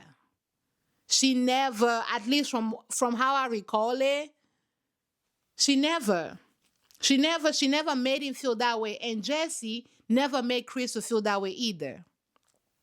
End things with this man. He's not the one for you. And like, it's okay for you to seek that total package that's going to love you this way, but also has all those other things that you need. Ideally, you're not out here seeking somebody that's going to keep ordering for you. Beloved, that's toxic. That's that toxic masculinity that a lot of y'all packages, like, what a man is supposed to be. No, a leader is supposed to be kind. A leader is supposed to listen, not out talk over you. Because how you gonna lead people you don't? How you gonna lead somebody you don't listen to? If he talks over you whenever you're trying to order, how he gonna know your order so that next time maybe you guys are not at a restaurant. Maybe next time he's just like, I'm driving by, wherever, and like because I listened, now I know what her order is, and I'm gonna go ahead and get her order that she actually gonna want.